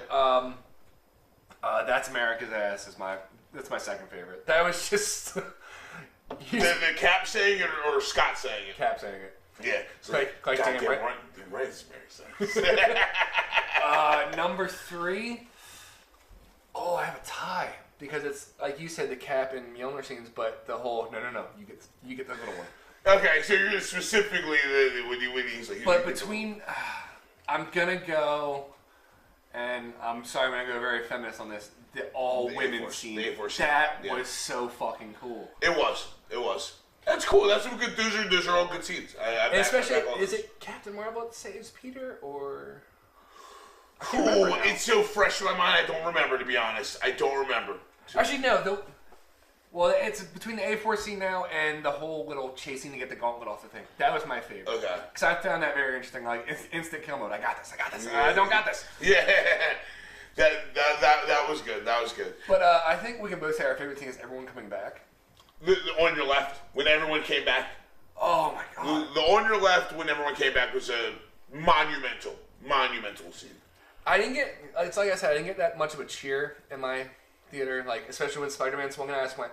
Oh, dude! People lost their mind when Spider-Man. Like when On Your Left came out, everyone was like, "Oh yeah!" And then when Spider-Man came in, everyone was like, "Oh yeah! Well, the Spider-Man's back!" Like, I didn't get that this time. I was like so let down. Oh. It kind of, like, Infinity War is still my favorite first night viewing of all time. Because that was, like, my first time with fans, like, actually reacting. And I fucking loved it.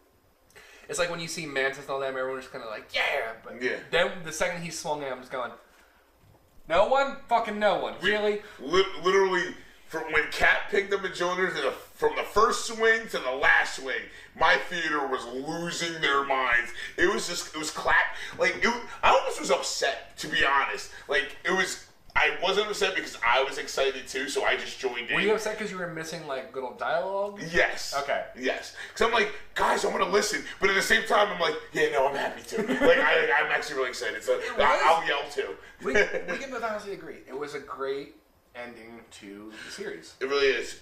Well, not the ending. It was the ending very close to that phase. So with that said, that we close that phase, what is your review? You can do it out of 5 or out of 10. I have mine out of 5. I know what I'm going to do out of 5. Out of 5? I already know what yours is out of 5. You saw it all. Yes, I did. I'm going to do a 4.5 out of 5. 4.5. 4.5. Okay. There was, like, just so much little shit that I caught on to, and I just, like, loved it. Like, as I know you weren't happy with it, but the kid from Iron Man 3, I went, that's a clever throwback. Okay. Nick Fury coming back. Yeah. Just, like, the little in-jokes they had, like, I went for the head. Yeah. Or, that I can do this all day. Yeah, I know. Or just, like, the little jokes then. Like, I just... to me, it was a very good end of the series. Well, to the phases. Yeah. Which, now they're already set. They're going to do 3 phases. Finale. 3 phases. Finale. Which I think is perfect. It's perfect, yeah. 22 movies. 22 movies. 10 years. 10 years! We were 10 years younger when Iron Man 1 first came out, and did you know that was mainly improvised and it all banked on that? Oh, on how the success. Oh, yeah. Cool. So before I get my review, I will say that. So I wasn't talking to you. I was with another friend of mine. I was texting. When Iron Man 1 first came out, and it was like Marvel Studios is making an Iron Man movie. I remember in my head going like, "Why Iron Man?" I was like, there's so many other people that they could have done besides Iron Man. And then I saw Iron Man 1 in theaters. So I'm like, well, it's a Marvel movie. I'll go see it. And I was like, all right. When I saw the post-credit scene with Nick Fury, like, we're going to start the Avengers Endgame, I was like, oh, so that's what you're planning on doing. And then after that, being a Marvel fanboy my whole life, I was like, I'm in. Dude, Incredible Hulk came out that summer. I went and saw Incredible Hulk. I was like, okay, cool. I'm like, I'm in. Captain America came out. I'm like, all right. Thor 1 came out. I'm like, okay. And now that I'm here. It all snowballed into what we're into. When Iron Man 1 was first announced, I was like, oh, cool. I guess Marvel's going to make movies. Whatever. Now I'm here. I'm like, give me more. Give me every Marvel movie. Make them all movies. Do it all. You've done such a great job. I don't care. Like, I remember when Guardians came out. It's still the one that, like, snuck under. Yeah. You know how I feel about It's like Guardians. even how you said, like, dude, I did not know shit about Guardians. Yeah. I went and saw it just because I was like, oh, soundtrack sounds cool and all that. Then I went and saw it, I went, this is my favorite. Just... It's in my top 5. It's in mine as well. It still is. sucks for me that Volume 2 didn't really hit the mark. Yeah. Soundtrack did. Volume 2 wasn't bad. I didn't Thor Dark World it. No. It didn't Thor Dark World. It didn't Iron Man 3. It didn't do that bad. It was still a great movie. But. So, my review, I give it a 4.15. It's a solid 4 of a movie. It's a 4. My God. But there's so much that could have been cut down. It was very long-winded. It's very hard for me to give any movie a perfect score of 5 out of 5 or a 4.5 out of 5. Like, even my favorite movies of all time, I'm not even sure I'd give a 5 out of 5. Like, Goodfellas is one of my favorite movies of all time. I'd give that a 4.5. It wasn't perfect. Every movie has nuances and they're great, and that's why it's art, because you're allowed to critique it. But in this movie, it had some issues. It was long-winded. Yes. There are plot holes with time travel and things. They leave questions unanswered that they could have answered with narrative. Those are bad things. Like, those are things that you could fix before the movie comes out, and they didn't fix them. But the movie is so great. A 4 out of 5 is goddamn like a 90 out of 100. Like, it's still an A. Like, I'm not saying it's a bad movie, because some people are going 5 out of 5, 10 out of 10, this, and I'm like, relax, guys. It wasn't this movie wasn't perfect. Yeah, like, I loved it. To me, it gets the 4.5 because it was the end of the phase, and it was a perfect ending to it. Yes. Like, pretty much the character you started all these phases with. He ended it. Yep. I applaud him for it. But I give it 4.15. I'm gonna go see it again. That might go up. It might go up. I give it a 4 just on the movie alone, and that 0.15 is for Catwoman Mjolnir. Catwoman Mjolnir, fucking that. I was like, all right, fuck it. Gee, I'm gonna do whatever you want. I'm like, I don't even care. I'm like, I don't even need to watch the end of the movie. I'm like, I've seen all I need to see. So yeah, that's where we stand with Endgame. We got a 4.15 out of Reese. We got a 4.5 out of Bill. We want to actually take our time and do a quick top 3. This shouldn't be long since we talked about all these movies the entire show. But we are going to go through our top 3 MCU films. Bill, started off. What is your number 3? Infinity War. Infinity War. Boom. My God. Boom. Like, just the effect that shit had on people. That shit affected me after. Yeah. Like, it really did. It was just so well written. The story was great. And then just that... Literally. Yeah. Infinity War is probably a tie for my number 4. It's not in my top 3. It's in my top 5. Infinity War, to what Bill said, and as I said earlier in this episode, to see these characters that we've loved so much at their full potential. Iron Man and Doctor Strange and the amount of fight they put in against Thanos on Titan alone, it just blew things out of my proportion on the border. I'm like, I get to see Doctor Strange at his best. I see the Iron Man at his best. Like, it really was that good. Like, I'm going to really piss off DC fans with this. But the beginning of Infinity War, it does somewhat jump all over the place. Yeah. Not like fucking Justice League. It was a new place every fucking 2 minutes. That's what threw me off of Justice League. And this one... New place, new characters that you knew nothing about. You haven't seen Steppenwolf for the last 6 years in post-credit scenes and layered in scenes like Thanos. I think it's a different story. I feel like you told me you had the same experience when Cap goes, oh, we need to go somewhere for Vision Stone. Yeah. And he finally goes, I know a place. If your theater did not erupt when they first heard that fucking music. Yeah. That was why I loved my Infinity War screen. Yes. And it's right at you. Yeah, Wakanda forever. You literally just see the back of Chadwick Boseman's head and people are losing their shit. It's like literally nothing. Yeah, man. It does a thing. Infinity War, man. Infinity War was so great on so many levels. In my personal opinion, even with over-ending arcing stories, I think Infinity War is a better film than Endgame. Ooh. I do. I think, here's a perfect example, and I'll leave it at this.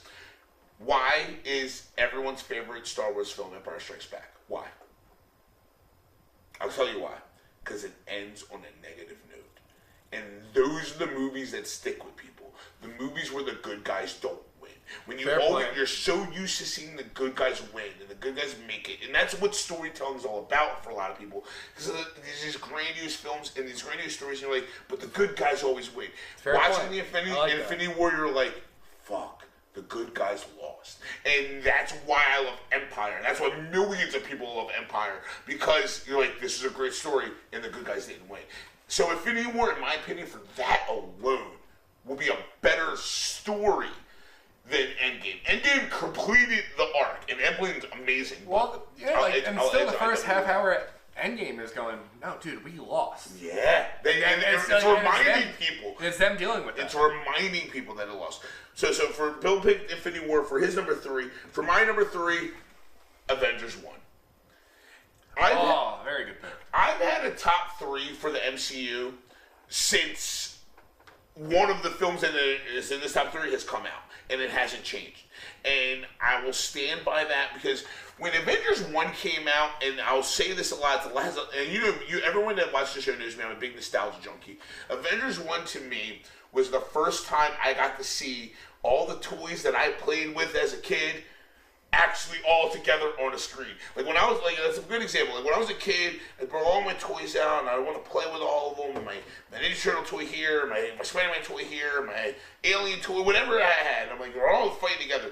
That's what we always dreamed of. We always dreamed of that world. And seeing Avengers 1 take place was like, it's finally happening. Like you took my favorite Marvel toys and put them all together in a toy box, and you let them play, and I got to see that, and that really was a big moment for me. Like I remember seeing that in theaters, and the entire film, I was just in shock and all. There's been other better movies probably than it, and it's only number 3, so I think there's other movies that are better than it. But it made my heart happy. Yes. And for that, I can never not include Avengers number 1 as one of my favorite MCU films, because it was a great movie. Joss Whedon did a great job. Every role of every character was important. It did make me sad. He never returned. Yeah. Well, no. Age of Ultron. Oh, that's right. That was Joss Whedon as well. Loki was a great film. Oh my God. Great film. Tom Hiddleston knocked it out the park. The problem is you can really tell the difference in how things are shot between Joss Whedon and the Russo brothers. Okay. Which I really appreciate. But yes. Joss Whedon goes like a more of a, I don't want to say like a grand scale. Okay. Russo brothers are more like a gritty. Well, I wouldn't even say grand scale, and I agree with that, because Russo brothers bring out the grit of the MCU, and I think Whedon brought out the joviality, the fun of MCU. Not that the Russo brothers movies aren't fun or aren't funny, but they're good at capturing the grittiness of it. And the MCU, and that's the big. Always people make comparisons between the MCU and DCU. And they're like, the DCEU is more gritty, it's more dark, blah blah blah. MCU is more lighthearted and more fun. The Russo brothers have a good way of pulling the gritty world out of it. Look at Civil War. You look at Endgame. You look at Infinity War. You look at Winter Soldier. And that's when people really started really paying attention to these movies. It was like right around Civil War is when like the whole people went, okay, these movies are sticking around. All right. Yeah. So I'm going 3 with Avengers 1. What are you going for number 2 for yours? Well, you picked a 1, and I'm going to as well. I'm going with Iron Man. God, it was my introduction. It really was, and I would still watch that whole movie to this day. Although I remember with Iron Man 2, we had the Whiplash Whopper from Burger King. The only one you get, but you don't have to put the zesty sauce on yourself. Since the rodeo burger, which came out for small soldiers, by the way, that's where the rodeo sauce started. Fair point. Just give you some nostalgia knowledge right there. I'm gonna make. I haven't said her name yet on here. That's why I'm really not trying to. She's gonna be watching Small Soldiers tonight. Yeah. Oh, has she not ever seen Small? She might have. I gotta ask Sarah. I gotta see if she sees Small Soldiers. If not, we need to watch it. I don't know. I'm gonna find out tonight. Oh man. But no, it was honestly, it's the beginning of all this. Yeah. Like, how can you not love it just for that alone? And apparently, all that script was improvised. Like, they did it all. I heard about that. John Favreau, again, as you were saying, how you can see him. He hasn't even directed a movie since Iron Man 2, but yet he's still a pivotal role. Like, when does that happen in movies? Most movies, like, oh, this director's not working with us anymore. Then he's got a sour taste in his mouth. He's got an ego. He leaves. John Favreau has been in Spider-Man: Far From Home, Iron Man 1, 2, 3, Captain America, Civil War. It's not even like Endgame. You almost had me like scared that like, oh, he hasn't directed anything. Like He's doing Lion King. He just he's doing MCU movies. But he's still doing Disney movies. Good point. So he's Good doing. point. He's going off and do the stories for them, which. Good point. I'm still iffy on Lion King. Are you? How can you be iffy? She wants to go see it, but it's like just how live action it looks. I just go, great. So let's just fucking hit these heartstrings even harder. Yeah, dude. As long as James Earl Jones is the voice of Mufasa, and you're gonna make a Lion King movie, my ass is in the seat. You sold me my ticket already. I'm like, boom, Lion King, James Earl Jones, cool. I'm in. You can cast anybody you want for anyone else as long as James Earl Jones is alive and he's Mufasa. I mean, that's how I felt about Friday the 13th. I'm like, if fucking Robert Englund is a living, breathing human being and you're doing a Friday the 13th movie and it's not Robert Englund, I don't want to see it. Same with Child's Play, even though now Mark Hamill kind of interests me. You had to mention that one. I did. I feel like I told you about that. I know you did. I'm gonna have to say her name. Jordan, we're going to go see. It's okay. She doesn't watch these episodes. If you do, I'm sorry. By the way. So no, but I agree. And it's funny thing about Iron Man 1, and this is why one of the many reasons why I love you, and one of the many reasons why we get along and do a show together. Your list is so much like mine. Iron Man 1 is in my top 5. Like it got bumped out of my top 5 because of. Infinity War and Endgame, but I still love it. It's a great movie. It's one of my favorites. Also, what is? Shit. So my number 2 is this Bill just sneaked over. Hold on, let me take it. Sir.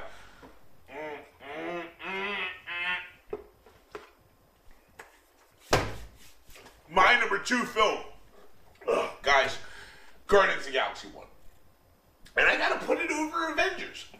And I'm gonna give you this now. You did just take my number 1, but I already have one in replacement. Oh, I didn't. No, you're good. That. You're good. Okay. I got another one in replacement. Okay. It's perfect. Dude, like, all right, and here's not perfect. But. Here's why it's above Avengers 1. So if Avengers 1 was the movie, like, I got to see all these toys together, and it finally made it work. And Bill brought it up earlier, and I've always said this. I had no idea who the Guardians of the Galaxy were before that movie came out. I feel like even James Gunn said it. He's like, people don't know who these guys are. That's why I picked them. I had no idea. I'd never heard of Star-Lord, Drax, Groot, Gamora, Nebula, any of them. I never. Ronan, Rocket. I never heard of them. And I remember when the first movie got announced, and this was back. It was the same year Winter Soldier came out, and I remember that because Winter Soldier was coming out like later that summer, and Guardians I think came out in the Memorial Day release. Yeah, around there. And I was like, I don't really care about Guardians. I'm like, I'll see Winter Soldier because I had been reading comics. I'm like, all right, I want to see Bucky. I'm like, I'll see Bucky come back. And I had a friend actually we've been talking over the last couple of days.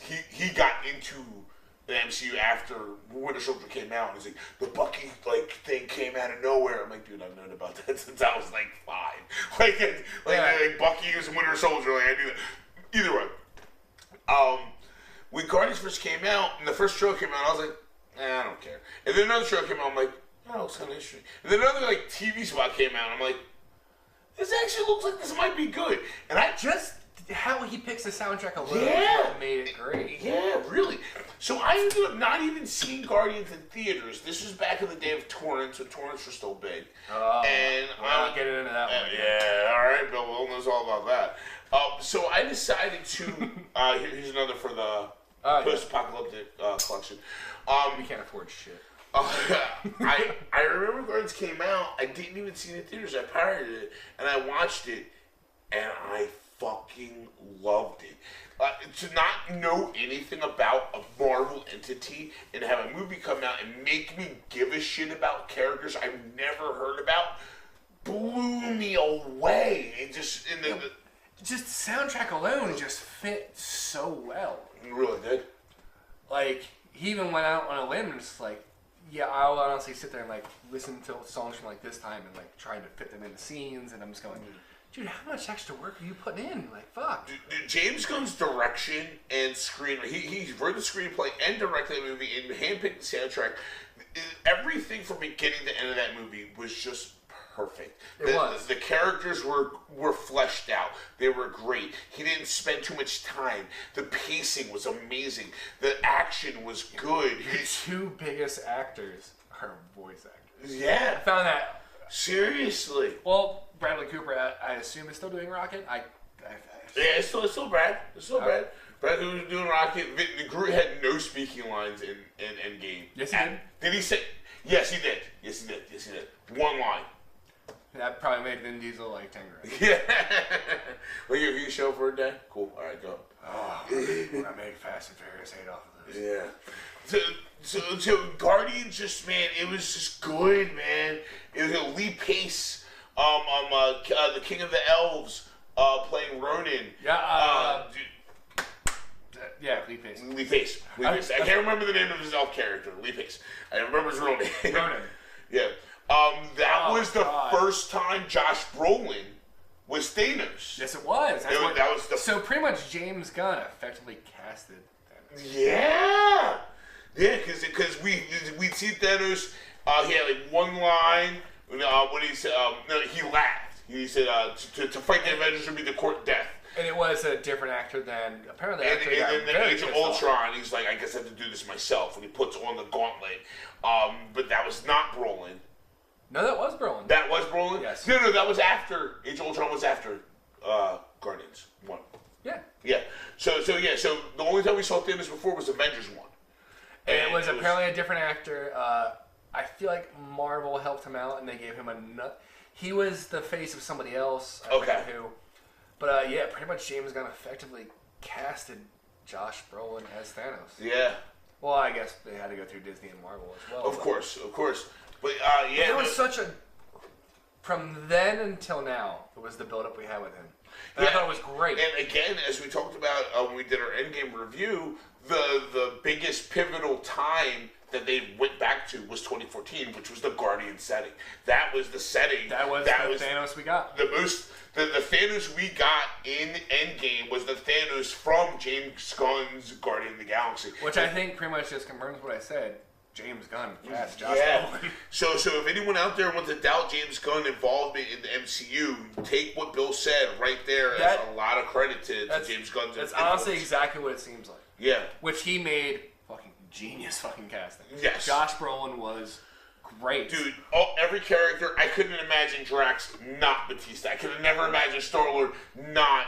Chris Pratt. Dude, Zachary Levi originally went for the role of Star-Lord. No. He was one of the top on the short list to be Star-Lord, and I could never imagine Star-Lord not being fucking Chris Pratt. You know, Gamora is always on that. So, yeah.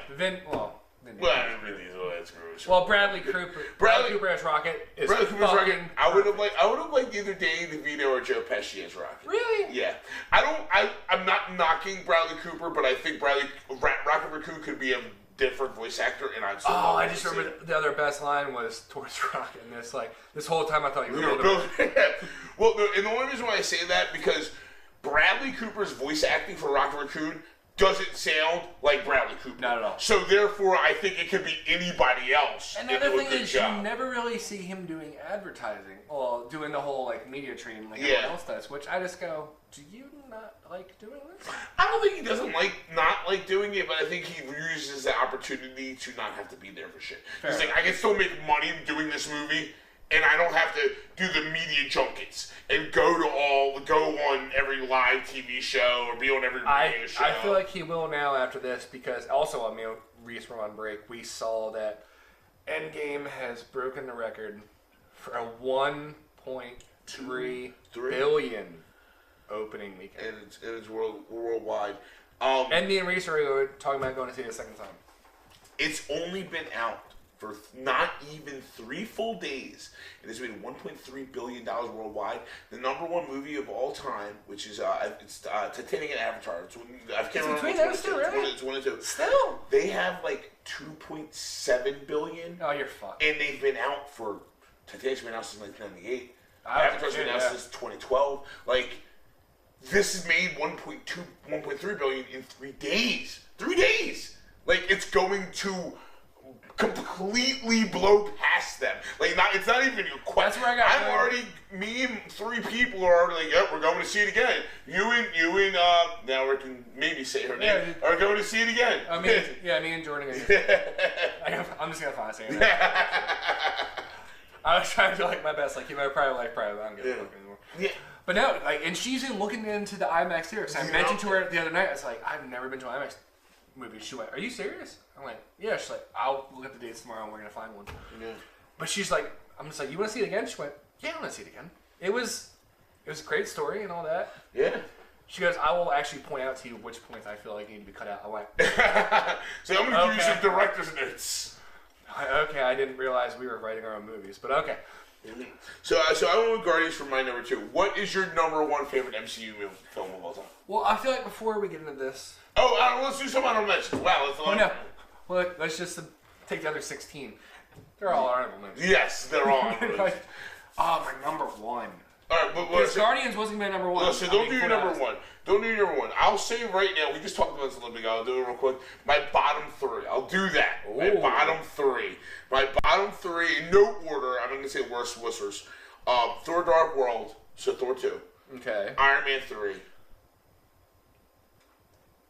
A 3-way tie between... Oh, man. I'm with you on the first 2. No, you're not. Probably not. 3-way tie between Ant-Man Wasp. Ooh. Interesting. I liked it. It was really good, but I mean, I don't really needed it. I needed the post-credit scene. Okay. That's all I needed. Fair enough. I needed the post-credit, and that's nothing against that as a movie. Iron Man 2. I liked Iron Man 2. I did, and I don't know. Come on, just do it. You said there was 3. I know there was 3. I'm moving my brains around because I really didn't like. I didn't think that. Guardians 2. Guardians 2. Oh yeah, easy. Guardians 2. I feel like I agree with you on all those because Ant-Man and Wasp. It was kind of like, as they said, it was kind of like that nice refreshing the palate between between Infinity War and Captain Marvel. That's exactly how I saw it. Yeah. It was like a nice oh yeah, there is action on this. It's not sadness, and then you finally got that credit scene.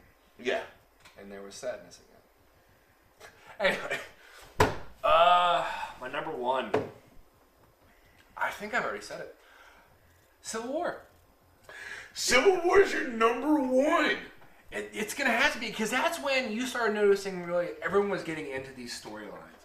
That's when I feel like most of the action even said this feels like Avengers 2.5 because you had everyone besides the Guardians, of course, and just everyone was just really paying attention to the characters and the story, and it was the second Russo brothers. Yes. And they did fucking amazing, and you actually got to see Scarlet Witch scared of herself. Mm-hmm. Which I found interesting, and then the revelation of Tony and Winter Soldier. I also picked this because everyone just goes, "Why can Cap wield Mjolnir now?" Fuck you. Apparently, it's because of his admission in that movie. He knew what he did. That was what was the key. I agree with that. That was what was keeping him unworthy. Was holding on to that secret, and that was the one thing that held him back. I agree with that. I like that. And that was one of the best fight scenes ever. Well, not ever. No, I agree with that. I just didn't. I didn't like Civil War as much as I should have because you never really did anything with Zola. Zemo. Zemo, that's what it was. Nothing ever really happened to him. That's okay, and I'm fine with that. He was a great villain. That's what it was. He was a great villain. I love villains that don't have superpowers. I love a villain that's smart enough and conniving enough and that can make shit work without abilities. That's why I love the Joker. Because I give people that credit.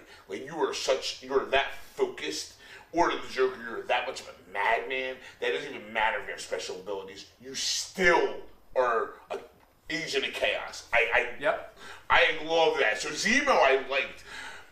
I didn't like... Yeah, I just feel like nothing happened after that. There was no mention of him again. No. Which kind of just killed it for me. He's locked up in the Gulag or Guantanamo Bay. Who knows? My thing. Oh no, he's in that base with Martin Freeman. That's where he is. Because they had him locked. What, Shawshank? No, you're thinking Morgan Freeman. Jesus. You're getting The Hobbit and God mixed up. What the fuck? Aren't they the same thing? No. No. Here's my problem. My problem. Jesus Christ. My problem with Civil War was the entire penchant of the movie, and that's the penchant is the thing that the hanging thing that made that movie work is that Tony is a dick. Yeah. That's really what made that movie work. Cause it's like, hey, dude. Like, this guy killed your parents. I fucking don't like him. And it's like, yo, but he was brainwashed. He's like, well, fuck it, I still don't like him. Like, come on, man. Like, really? No, that's not how I saw it. I saw it as a full emotional reaction. Like with Peter, well, like with Quill and Thanos. That's a full You tell me now. You meet them. Like, God forbid, anything ever happens to Sarah. God forbid anything ever happens to Sarah. Okay. All right. And you meet the guy that does it, and you're trying to get shit out of him, you're not going to beat the fuck out of him? Listen, I'm going to tell you why I disagree with you. Okay. And why I disagree with you is my number one problem with every zombie movie, my number one movie, every monster movie, my number one problem with every apocalyptic movie, with my number one problem with anything like that. Yes, I agree with the sentiment. If I found out this person killed the person I love, I'm going to be pissed. I can't deny that. Yeah. But in the world or the understanding that the end of the world or the end of something or global destruction or city destruction is pending on me having an open mind, fuck that. And that's the whole thing that always happens. It's like no, dude. Like I know that guy killed your people that he loved, but he was brainwashed. And the world's gonna end if you don't agree with me. I'm not gonna be like, no, fuck you, I miss them, and just start killing you. No, you're gonna be like, yeah, it sucks. Yeah, I guess he killed my parents, but shit, the world might end if we keep fighting ourselves. So let's stop fighting. I hate that. That's a storyline thing that I hate, and I hate that people defend that because I'm like, are you that weak-willed? Are you like say the zombie apocalypse is happening? Like Game of Thrones, perfect example. Literally, the end of the world is happening. People that can awaken the dead were trying to kill us, and we're still arguing about who is the heir to the throne. Who gives a fuck? I don't care. We're all gonna die. We're all oh, he's got a rightful heir. Who cares? Yeah, I understand that the Civil War, but that was my biggest problem with Civil War, was the fact that it's just, it banked on one thing. It banked on Tony being a dick, and in situations like that, I don't feel like it matters. We should be not caring about that situation. But it was great. The battles, to see Spider-Man for the first time. Yes. The big fight. The airport scene is one of the best. Yeah. The fight at the end between Cap and Bucky against Tony, that really was amazing. All right. My number one, it's been my number one since I first saw it. It's stayed my number one. It always will be Captain America: Winter Soldier. I have no fault with that. It's actively the best fully functional film in the MCU. Yes. And I'll stand by this. It's when they really first started doing twists. It was when they started doing twists. It was the first Russo Brothers one. True. And why I will always stand by Winter Soldier is all these movies in the MCU are great. I'm a big Marvel fan. You and me are big comic book fans. Why Winter Soldier is great is because if you took Winter Soldier and you took every element of superheroism out of it, it would still be the best spy film of the last 20 years. True. Not even one of the best superhero films. Oh, yeah. It was just a functioning film on a level more so than all the other films in the MCU, in my opinion. So, of course, the battles and fights in Infinity War and Endgame and Civil War and Guardians and Avengers 1 might have been on a grander scale, might have been bigger or better. Just as a film, Winter Soldier just accomplished so much, and with the twist. Yes. And with the comic book element added on to it makes it that much better, in my opinion. Yeah. Winter Soldier's always been my number one. There's just so many great films in this category that it's really hard to like really center in. It's people always do the comparison because you can't help but do the comparison between the MCU and the DCU. The MCU's had 22 films. Out of those 22 films, 4 of them, maybe 5, have been Yeah. Even the films were so good, they were just In the DCU, there's been like 6 or 7 films. 7 films, I think. I think one was okay. And one was like, okay. Man of Steel was great. I like Man of Steel. Wonder Woman was great. I loved Wonder Woman. I love those 2 films. Those are good films. Everything else was, if not worse. Yeah. So Suicide Squad. Yeah. No, so I still haven't seen that. I refuse to see Suicide Squad. I refuse to see Suicide Squad. It's been a long morning. It's been a long weekend. We've all been experiencing the hangover of Endgame and the hangover of Game of Thrones going into the Battle of Winterfell. I'm not ready for tonight. We've gone over in time so much because there's so much to unpackage and so much to talk about with MCU. I'm just so happy to have you guys here to listen and to watch alongside Bill and I. Guys, we thank you so much for coming out. Big shout out to River Horse, Stone, the Enter Night, Schneider Wise. This is a cool double IPA I drink during break by Weinbridge. Lagunitas, Founders. Yeah.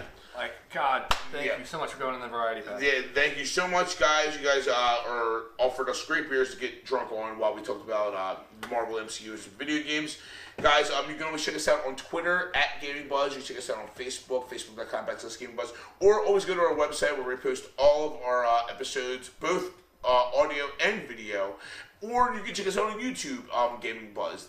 Guys, I'm going to get out of here because I got to go, or my fiance's going to yell at me. So I have to go. My girlfriend's going to yell at me. Sure, when you're late. That's when, So I'm Reese. This is Bill. Guys, we love you so much, and we'll see you on the next episode. Whatever it takes. We'll see you next episode. Well, thanks for there. You did whatever it takes. And you know what? I got to say that. And I was a big fan of the Avengers score. That's Infinity War. It's the Avengers theme. I thought you said Avengers 4. I went, that's no, score. Yeah, it could have been better. Yeah. I mean, you put some Little John on there. It's just all settled right there. Yeah. You can find us online at www.gamingbuzz.com, Twitter at GamingBuzz, or Facebook.com/GamingBuzz. A special thanks to a multitude of breweries, including Rogue and River Horse, and viewers like you. Don't forget to check out RNS Podcast and Black Mirror Reflections. Trapped in the center of the